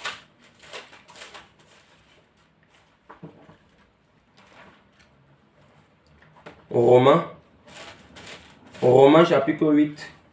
Romains chapitre 8, verset 16. Je lis au nom de Jésus-Christ. L'Esprit lui-même rend témoignage à notre esprit que nous sommes enfants de Dieu. L'Esprit lui-même rend témoignage à notre esprit que nous sommes enfants de Dieu. Dans un autre cas, je peux dire que nous sommes serviteurs de Dieu. Ça veut dire que c'est l'Esprit de Dieu qui il faut d'abord, ça veut dire que si déjà tu n'arrives plus, tu écoutes un témoignage, écoute aussi ce que l'Esprit de Dieu te dit. Quel témoignage que l'Esprit de Dieu rend encore en toi? Parce que si on se détourne de la volonté de Dieu, l'Esprit de Dieu va aussi nous montrer que c'est à détourner. L'Esprit de Dieu va aussi nous culpabiliser, nous juger que tu t'es à détourner de la volonté de Dieu. Reviens dans le Seigneur. Quand nous sommes alignés avec la volonté de Dieu, l'Esprit de Dieu continue à témoigner en nous que nous sommes encore enfants de Dieu. Nous sommes encore serviteurs de Dieu. Nous sommes encore servantes de Dieu. Avant même que les hommes vont venir témoigner, il faut d'abord que l'Esprit de Dieu témoigne d'abord en toi. Avant même que le témoignage vienne de qui que ce soit.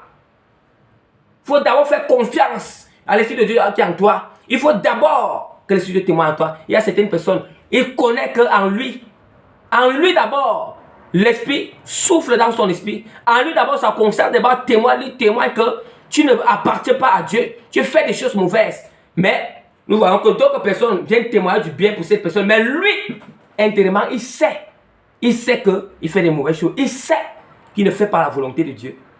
C'est pour ça que j'ai dit, le témoignage commence d'abord en soi-même, dans ton intérieur, dans ta conscience, avant que Dieu va aller utiliser une autre personne pour témoigner que soit tu es son serviteur, soit tu es son serviteur, soit tu es son faux serviteur.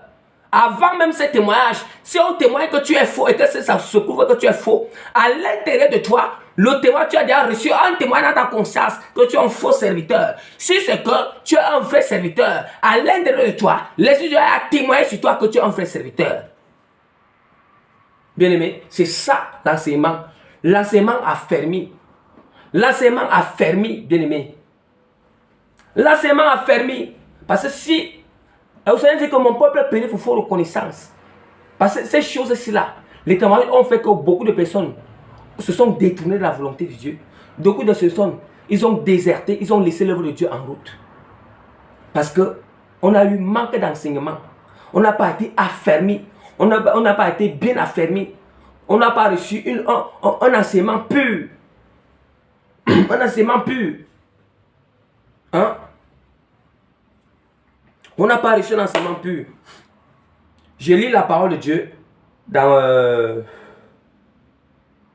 1 Jean chapitre 5 verset 6 à 10. 1 Jean. 1 Jean chapitre 5.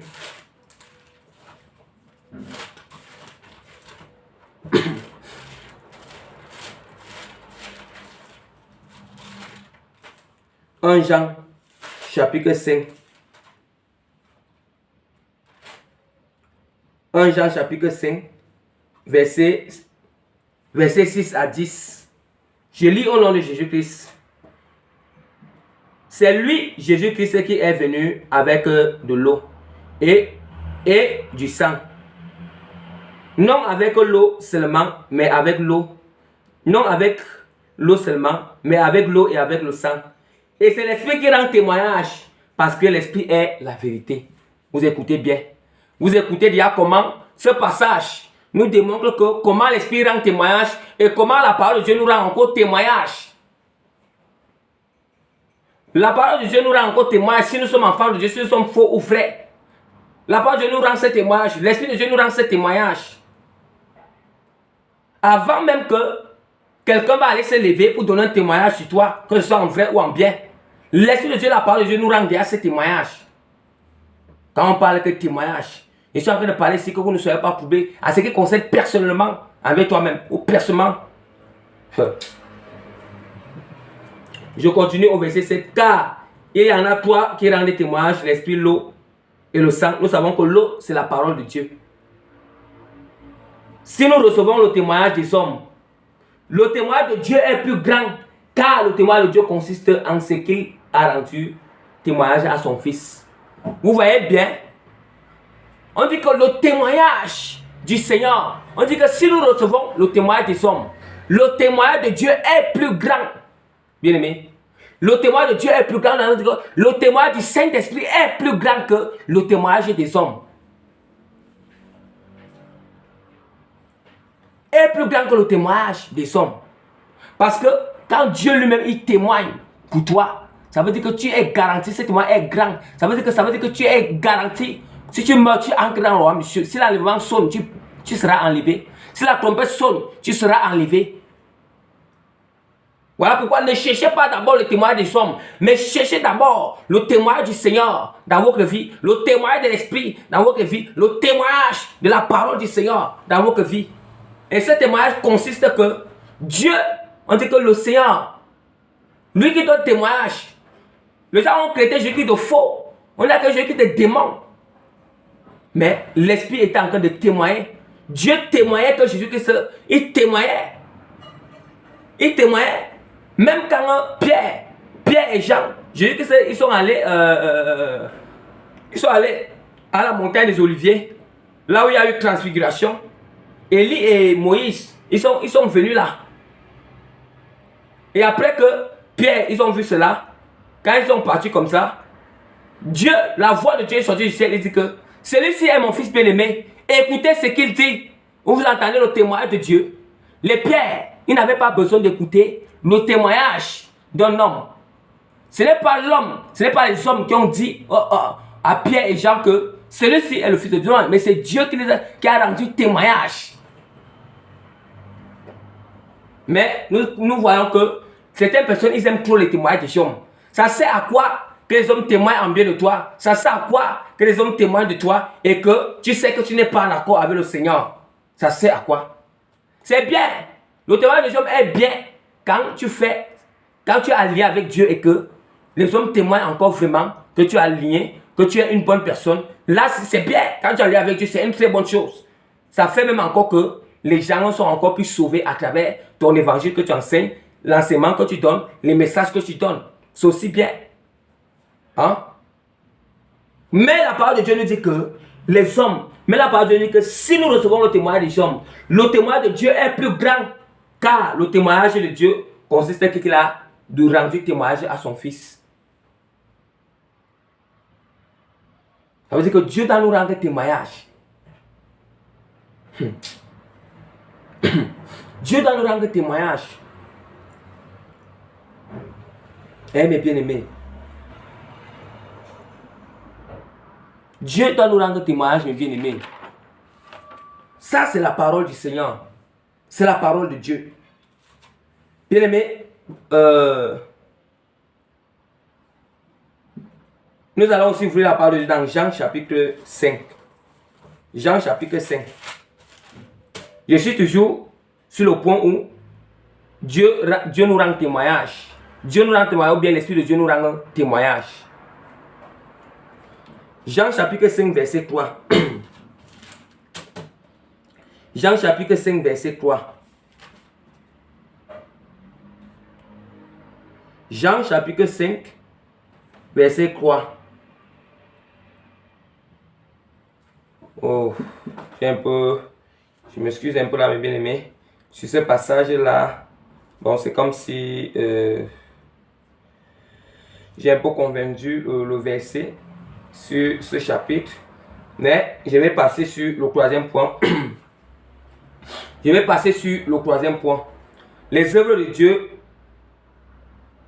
Les œuvres de Dieu. Les œuvres de Dieu ou du Saint-Esprit sont manifestées et visibles. Voilà. C'est encore une manière. Voilà le troisième élément qui montre qu'on appartient au Seigneur. Qui démontre que nous sommes vrais. Oui. Qui démontre que nous sommes vrais. Si quelqu'un dit que tu es faux et que tu es confus, tu n'arrives pas à comprendre. Maintenant, voici des indices, voici des preuves, voici des indices, des épreuves, des signes, des éléments qui vont te permettre de t'examiner pour voir si tu appartiens encore au Seigneur, pour voir si c'est que ce témoignage est faux ou vrai. Premièrement, on a dit troisième signe ou troisième élément, c'est les œuvres de Dieu ou du Saint-Esprit sont manifestes et visibles sur toi. Tu vas commencer à les examiner. Maintenant, pour les examiner, nous allons d'abord ouvrir. La première chose, pour commencer à les examiner, on les examine d'abord. La première chose, ce sont les 9 fruits du Saint-Esprit. On commence à s'examiner par les 9 fruits du Saint-Esprit. Je vais ouvrir Galates. Galates chapitre 5, verset 22 à 23. Galates chapitre 5, verset 22 à 23.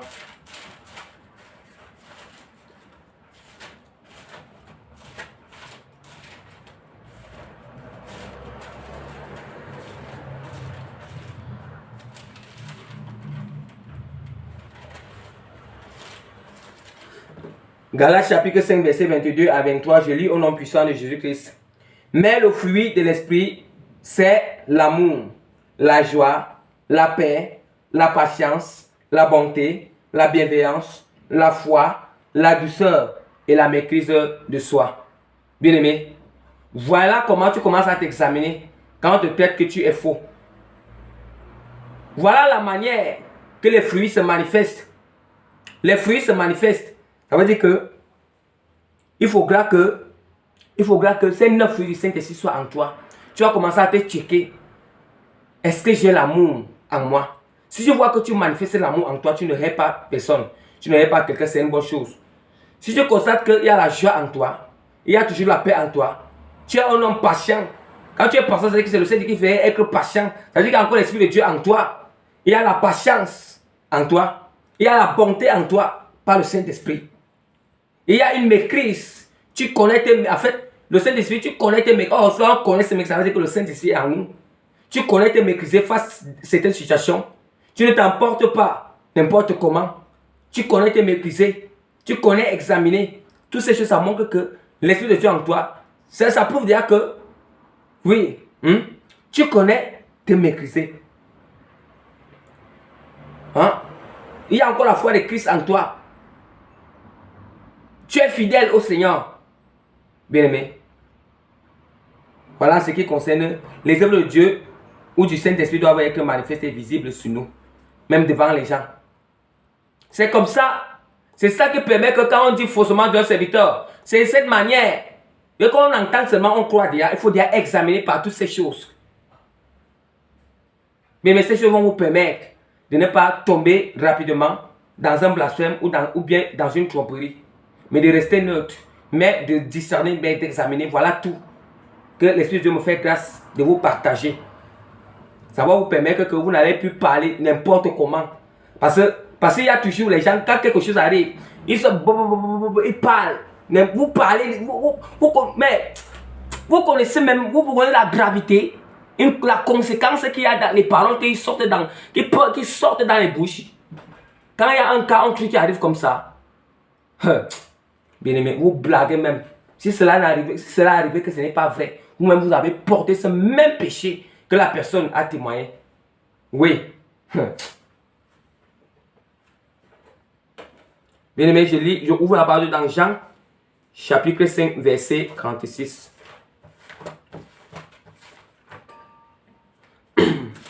Jean, chapitre 5, verset 36.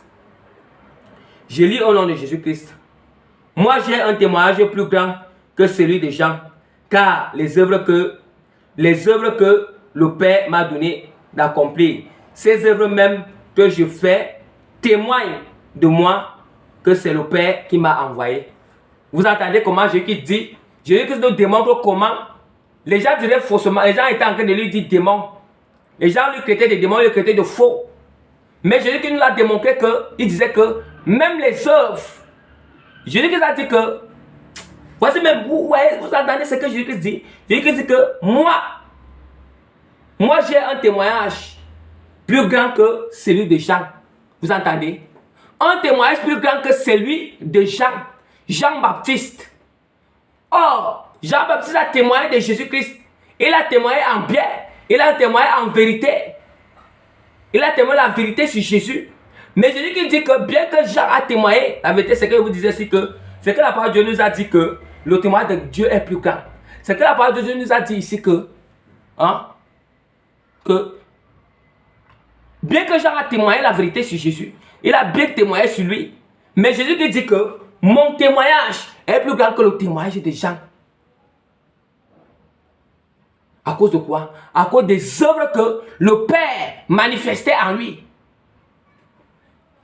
Bien-aimé, vous n'avez pas besoin, ça veut dire que même si les hommes témoignent en bien de toi, ou les hommes ne témoignent pas en bien de toi, les hommes refusent de témoigner en bien ou ne pas, bien-aimé, si déjà les œuvres que tu manifestes, ce sont les bonnes œuvres qui sont en accord avec la parole de Dieu, bien-aimé, si Dieu témoigne déjà que tu l'appartiens, Dieu témoigne déjà la manière que tu te sers fidèlement, tu n'as pas besoin d'écouter ce que les hommes disent. C'est ça qui est un témoignage qui est plus grand que ce que le témoignage des hommes. Le témoignage de Dieu est plus grand que le témoignage des hommes. Le témoignage des œuvres que Dieu manifeste à nous est plus grand que le témoignage des hommes. Si Dieu manifeste sa vertu à nous, Dieu manifeste ses fruits à nous, bien-aimés, c'est plus grand. Ces œuvres-là sont plus grandes que le témoignage des hommes. Plus grand que le témoignage des hommes.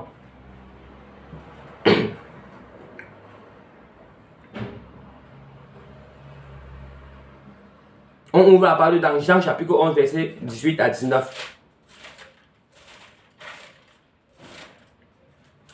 Jean chapitre 11. Jean chapitre 11, verset 18 à 19. Je lis au nom de Jésus-Christ. Et comme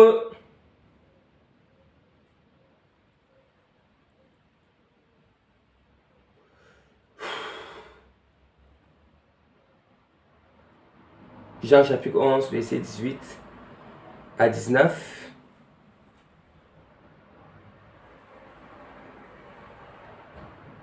Non, bon, encore, je vais plutôt ouvrir la parole de Dieu dans Matthieu chapitre 12, verset 33 à 37. Plutôt ouvrons la parole de Dieu dans Matthieu chapitre 12, verset 33 à 37. Matthieu chapitre 12, verset 33 à 37. Je lis au nom de Jésus-Christ. Ou dites que l'arbre est bon et que son fruit est bon. Ou dites que l'arbre est mauvais et que son fruit est mauvais, car on connaît l'arbre par le fruit. Race de vipères, comment pourrez-vous dire de bonnes choses, méchants comme vous l'êtes? Car c'est de l'abondance du cœur que la bouche parle. L'homme bon tire de bonnes choses de son bon trésor, et l'homme méchant tire des mauvaises choses de son mauvais trésor. Je vous le dis, au jour du jugement, les hommes rendront compte de toute parole vaine qu'ils ont proférée dans leur bouche. Car par tes paroles, tu seras justifié, et par tes paroles, tu seras condamné. Vous avez écouté ce que je vous ai dit. Ce que je vous ai dit maintenant, que attention, faites très attention. Je vous ai dit quelque chose. Même si c'est que Dieu utilise quelqu'un en vérité, quand il est en train de donner un témoignage contre une servante ou un serviteur de Dieu, bien aimé, et ça veut dire que examinez ça attention, parce que oui, il y a certains messages qui ne sont pas délicats quand un serviteur de Dieu ou une servante de Dieu est en train de délivrer ces messages. Il y a certains qui ne sont pas délicats, mais il y a certains cas où c'est délicat. Mais il faut, avant déjà de croire, même si ça peut être vrai, avant de croire, il faut examiner, discerner, nous permet de ne pas blasphémer le Seigneur et de ne pas tomber dans la tromperie.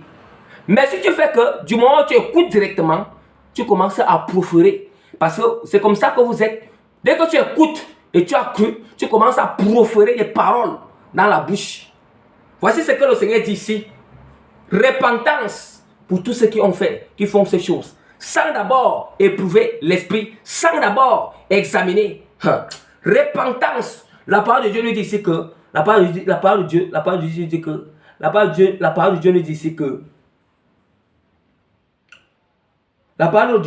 Dieu nous disait car dans le verset 37, ok, la parole de Dieu nous dit que je vous le dis au jour du jugement, les hommes rendront compte de toute parole vaine qu'ils auront proférée, car par tes paroles, tu seras justifié. Par tes paroles, tu seras justifié. Par tes paroles, tu seras condamné. Vous entendez ce que la parole, ce n'est pas moi qui dis, c'est la parole de Dieu qui dit. Si et seulement si tu sais, si quelqu'un sait un jour qu'il avait participé à ce genre de témoignage et que après il a connu que la personne vraiment, il était innocent et que tu as fait l'orgueil, tu n'as pas demandé le pardon à cette personne et pardon à Dieu, repentance, laisse l'orgueil à côté. Si tu ne te repens pas de ça, sache que cette parole encore écrit que tu avais fait là, tu avais sorti de ta bouche, c'est encore écrit.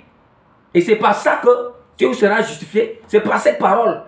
Cette parole peut te condamner si tu ne repens pas. Or, si tu te repens, tu demandes pardon au Seigneur, Dieu va justifier. Ça veut dire que Dieu va effacer cette parole. Parce que c'est quand on parle, on écrit ça dans le livre. Si on se repent et qu'on confesse le péché, on se détourne, le Seigneur dit que c'est efface cette parole qu'on avait proférée. Donc, repentance. Donc, le mieux pour ne pas trop tomber en proférant des paroles vaines, le mieux est toujours de prendre le temps d'examiner. Bien aimé, même si c'est que on est habitué que cette personne sert le Seigneur en vérité, examinons. Parce que la personne, il peut servir le Seigneur en vérité. Il y a les cas où quelqu'un est dans la faiblesse. Les cas où la personne peut se faire tromper par l'ennemi. Le serviteur ou le servant, autant pour moi, le serviteur ou la servante, il peut aussi être trompé quelque part. C'est pour ça que c'est toujours important d'examiner. Éprouver, bien qu'on connaisse à qui c'est Dieu. La personne peut servir, le serviteur peut servir Dieu en vérité, la servante peut servir Dieu en vérité. Ça n'empêche pas d'examiner ses enseignements, d'examiner ses prophéties, d'examiner ses messages. C'est la parole de Dieu qui nous conseille cela afin qu'on ne tombe pas, on n'arrive pas un jour à tomber dans la compagnie ou bien dans le blasphème.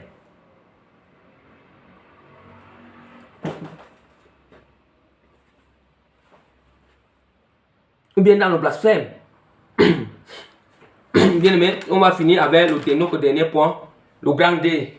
Quelques cas, un exemple de cas de confusion, des témoignages dans la parole de Dieu. de témoignages dans la parole de Dieu. Je vais ouvrir. Ici, c'est un cas où nous allons prendre le cas où Jean-Baptiste, il est confus au sujet de Jésus-Christ.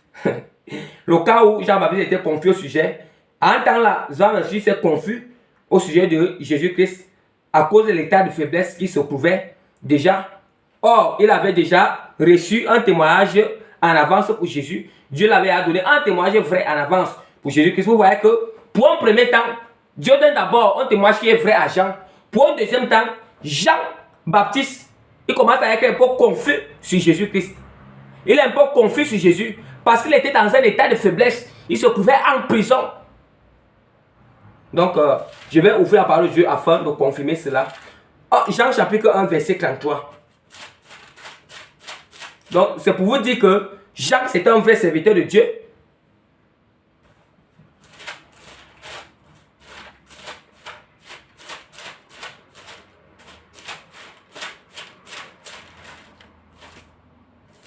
Jean chapitre 1. Jean chapitre 1, verset 33. Je lis au nom puissant de Jésus-Christ. Je ne le connaissais pas, mais celui qui m'a envoyé baptiser d'eau m'a dit, celui qui tu verras l'Esprit descendre et s'arrêter, c'est celui qui baptise du Saint-Esprit. Voilà le témoignage que Dieu donne, les signes que Dieu donne à Jean-Baptiste. Jean-Baptiste dit que moi je ne le connaissais pas. Moi je ne connais pas Jésus, mais c'est celui qui m'a envoyé, qui a envoyé Jean. Dieu qui envoie Jean, il donne les signes. Il donne le témoignage à Jean que comment est-ce qu'il va reconnaître que c'est Jésus. Voici ce témoignage qui donne que il dit que il m'a dit que celui que tu verras l'Esprit descendre sur lui. L'Esprit descendre et s'arrêter, c'est celui-là qui baptise du Saint-Esprit. Exactement, c'est ce qui s'est passé quand Jean a baptisé Jésus-Christ. Il a vu ce signe. C'est à cause du signe, c'est à cause du témoignage que Dieu a donné, c'est là où Jean-Baptiste reconnaît. Il reconnaît que Jésus-Christ est le Messie. Pour un premier temps, il va aussi prendre dans le cas où Jean-Baptiste est un peu confus au sujet de Jésus. Il demande à quoi ses disciples allaient demander à Jésus, est-ce que tu es vraiment celui qui devait venir? Bien aimé, on dit que quand on n'a pas la connaissance de la parole du Seigneur, on n'a pas la connaissance, le Seigneur dit que mon peuple périt pour faute de connaissance. Quand on n'a pas la connaissance de la parole de Dieu, on va faire beaucoup d'erreurs. Beaucoup d'erreurs dans la mission que Dieu nous a appelés. Beaucoup d'erreurs dans le ministère que Dieu nous a appelés. Beaucoup d'erreurs. On va même dire, on va donner un faux témoignage sur quelqu'un sans savoir qu'on est en train de donner. Sans savoir qu'on est en train de donner. On va dire du mal de quelqu'un. On se dit que c'est la vérité. Mais parce qu'on n'a pas su discerner. Parce qu'on est tombé dans la confusion. On n'a pas su connaître que ici c'est la confusion. Bien aimé, je lis la parole du Seigneur dans Jean chapitre 11. 2 à 6. Jean chapitre 11, verset 2 à 6. Jean chapitre 11, verset 2 à 6.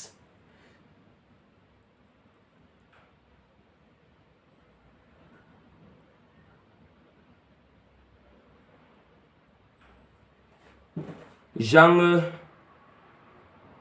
chapitre 11.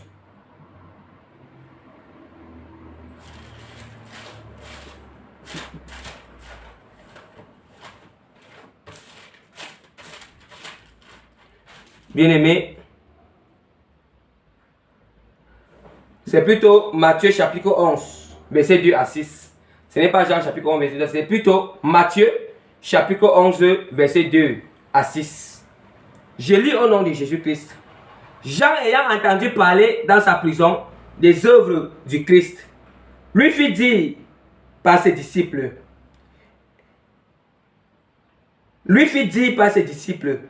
es-tu celui qui doit venir? Ou devons-nous attendre un autre? Jésus leur répondit, allez apporter à Jean ce que vous avez entendu, ce que vous voyez, les aveugles voient, les boiteux marchent, les lépreux sont purifiés, les sourds entendent, les morts ressuscitent, et la bonne nouvelle est annoncée aux pauvres. Heureux celui qui ne serait pas une occasion de chute. Vous entendez? Jean, pour un premier temps, Dieu donne d'abord un bon témoignage à Jean en ce qui concerne Jésus-Christ. Écoutez bien, en ce qui concerne Jésus-Christ. Et il a vu ce signe s'est accompli exactement comme Dieu l'a dit quand il a baptisé Jésus. Pour un deuxième temps, vous voyez à quel point, pour un deuxième temps, Jean tombe, il est dans une faiblesse. Pour vous dire que quand tu es dans une faiblesse, l'ennemi peut apporter une confusion. Il peut profiter d'infiltrer la confusion dans ton ministère, dans ta mission que tu es en train de faire. Vous voyez que Jean envoie encore. Jean est confus au sujet de Jésus.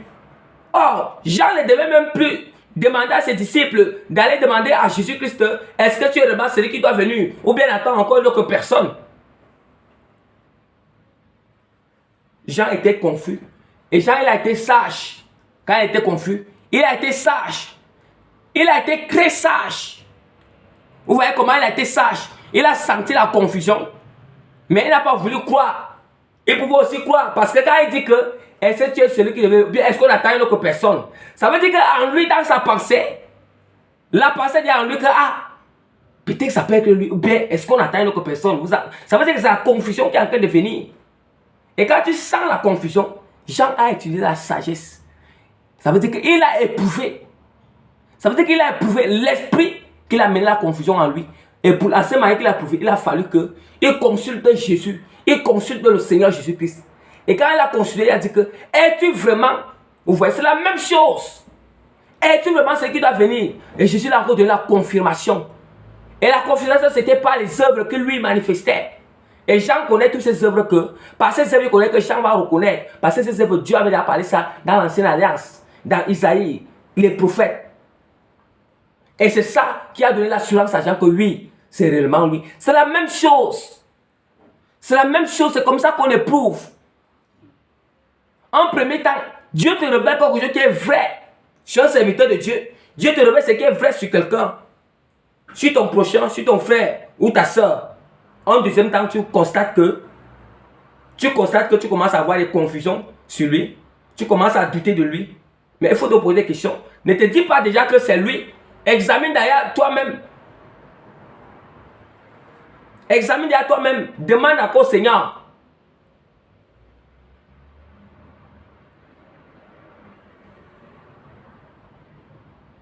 Donc pour comprendre que, c'est pour dire que quelqu'un peut nous créer de faux, ce n'est pas réellement que ça peut être intentionnellement ou tensionnellement. Vous entendez, non? Ça peut être intentionnellement ou ça peut être intentionnellement. Ça peut être inconsciemment ou consciemment. Quelqu'un peut nous traiter de faux. Ça peut être que lui-même il a été trompé. Voilà pourquoi je dis que même celui qui nous a traité de faux là, qui te traite de faux là, il ne faut pas. C'est pour ça que je vous ai dit qu'il ne faut pas. Il ne faut pas lui voir mal. Faut pas, ne prononcer pas les paroles contre cette personne, mais pardonner cette personne. Pardonner cette personne. Ne conclut pas seulement qu'il a fait ça consciemment. Il y a d'autres qui font consciemment, oui. Même s'il a fait consciemment, tu dois pardonner. Il y a aussi d'autres qu'il a fait inconsciemment. Parce que lui aussi s'est fait tromper par l'ennemi. Ce n'est pas qu'il peut se faire tromper par l'ennemi, mais ça ne veut dire pas qu'il ne sait pas, il ne sait pas Dieu en vérité. Hein? C'est lui qui t'accuse. Donc, je suis en train de vous parler de toutes les évidences. Toutes les évidences, c'est bien aimé. Toutes les évidences. Dans tous les cas. Voilà pourquoi je vous dis que soyons très très attentifs. Soyons très très attentifs, bien aimés. Vous voyez le geste de Jean. Si ça arrivait comme ça, Jean que Jésus dit que Jésus-Christ même a sollicité, combien de fois nous? Vous pensez que combien de fois nous? Pour combattre dans l'état de faiblesse, l'ennemi s'infiltre vite. Et quand tu es dans ton état de faiblesse, et l'ennemi va s'infiltrer dans les dons que tu as. Quand tu es dans l'état de faiblesse, vous pensez que quoi? Si tu as le don de vision, tu ne peux pas me dire qu'une même vision, Dieu te montre dans les mêmes visions comment la personne est vraie. Il te montre encore. C'est toujours dans ces visions-là que tu commences à avoir les faussetés sur la personne. Ça veut dire que c'est vrai que la personne peut changer le chemin et Dieu peut aussi te montrer qu'elle a changé de chemin. Mais il y a une manière que cela va se passer. Mais il va falloir d'abord éprouver. Il va falloir d'abord examiner. Comment peut-il se faire? Quelqu'un te montre déjà en première position, tu as une, deux ou trois visions d'un bon témoignage que je te montre sur la personne. Sur la personne. Mais après, tu as une autre vision qui est fausse sur la personne. Seulement une vision, même pas deux ou trois. Une autre vision qui est fausse sur la personne. Tu tombes dans la confusion. Au lieu de prendre le temps encore de demander au Seigneur, j'ai dit que l'ennemi, il profite quand nous sommes dans une faiblesse. La faiblesse peut être quoi? Le manque de jeûne. Tu as désobéi au Seigneur. Tu ne médites pas la parole. Tu manques de connaissance. Toutes ces choses, l'ennemi profite, il s'infiltre dans ces faiblesses-là. Vous voyez un peu. C'est dans nos dons, il s'infiltre. Voilà pourquoi c'est important, toujours éprouver encore, prendre le temps de demander encore au Seigneur. Que de proférer déjà une parole directement. Donc, mes bien-aimés, voilà l'enseignement de Jésus. Soyez bénis dans le nom puissant de Jésus-Christ. Seigneur, toi qui es de toutes choses, Seigneur. Père, rien n'est impossible devant toi, Père. Je t'implore, je t'en supplie, Seigneur. Seigneur, par la grâce que tu m'as accordé d'achever cet enseignement, Père. Je bénis ton Saint intérieur infiniment grâce et je loue ton Saint-Nom, Père. Parce que tu m'as permis, Seigneur, de finir de délivrer, de partager cet enseignement, Seigneur. Merci, Père Tout-Puissant, Seigneur, pour la force que tu m'as accordée du début jusqu'à la fin. Merci, Père, parce que tu m'as assisté, Seigneur. Éternel, mon Dieu, Père Tout-Puissant, Seigneur, je te recommande tous les bien-aimés qui vont écouter ces enseignements, moi-même, Seigneur, et tous les autres qui sont partout dans le monde entier, Père. Je t'en supplie, Seigneur, Père Tout-Puissant, Seigneur. Accorde-les cet aspect, Tout-Puissant, Seigneur, de savoir discerner les témoignages, de savoir se maîtriser, Père. Accorde-les cet aspect, Tout-Puissant, Seigneur, de savoir quand ils se reconnaissent, Seigneur, dans le témoignage que, Seigneur, de savoir, Seigneur, se reconnaître, Seigneur, et de se repentir, de ne pas raisonner, Seigneur, accorde-nous, Seigneur, de ne jamais se repentir, de ne jamais raisonner, Seigneur, quand c'est vrai, Père. Accorde-nous cet aspect, Tout-Puissant, Seigneur, de toujours examiner, Père Tout-Puissant, Seigneur. Accorde-nous cet aspect, Tout-Puissant, Seigneur, de toujours utiliser, Seigneur, les éléments, Seigneur. Les éléments qui nous permettent, Seigneur, de connaître si vraiment nous t'appartenons encore. Accorde-nous cet aspect, Tout-Puissant, Seigneur. Éternel, mon Dieu, on rappelle tout ça, Seigneur. Accorde-nous cet aspect, que cet enseignement, Père, que ça germe, Seigneur, dans notre cœur, que ça pousse dans notre cœur, que ça pousse dans notre âme, au nom de Jésus. Père, je t'implore, Père, tout ça, Seigneur. Accorde-nous la grâce, Père, la grâce à ces bien-aimés, Seigneur, de se conformer à cet enseignement pur et saint, Seigneur. Et sans, Seigneur, au nom de Jésus. Père, je t'en supplie, Seigneur. Accorde-les cette grâce, Père, de toujours se souvenir de cet enseignement, Père. Lorsqu'ils vont traverser ces cas, Seigneur. Ces cas, Seigneur. Ces cas-là, Seigneur, accorde-les cette grâce, Seigneur. Au nom puissant de notre Seigneur Sauveur Jésus-Christ, ainsi que j'ai prié. Amen. Donc, mes bien-aimés, comme je dis toujours, je laisse toujours mes coordonnées, mon contact, qui est ce contact que je laisse. Du coup, ce contact, c'est pour que ce n'est pas que pour les émotions charnelles, ce n'est pas pour des causeries vaines, mais c'est pour que si quelqu'un a, c'est plus d'orientation pour la consécration spirituelle de la personne. La consécration spirituelle, nous savons que la consécration profonde, c'est nous sommes déjà décidés pour entrer dans le royaume, monsieur, comment sortir du monde pour suivre Jésus. Donc, moi, je ne suis que là, l'instrument du Seigneur. Je vous présente à Jésus-Christ. Je vous présente à Jésus-Christ comment être aligné, comment entrer dans les profondeurs d'intimité avec Jésus-Christ, avec Jésus-Christ, et bien aimé. Voilà pourquoi je laisse toujours et tout ça, je le fais par la grâce du Seigneur, par l'onction que Dieu a mis en moi. Voilà pourquoi je laisse toujours mon contact, le plus 357 96 15 03 29. Plus 357 96 15 03 29. Plus 357 96 15 03 29. Mes bien-aimés. Donc, si quelqu'un il oublie, il peut cliquer sur le nom de la chaîne.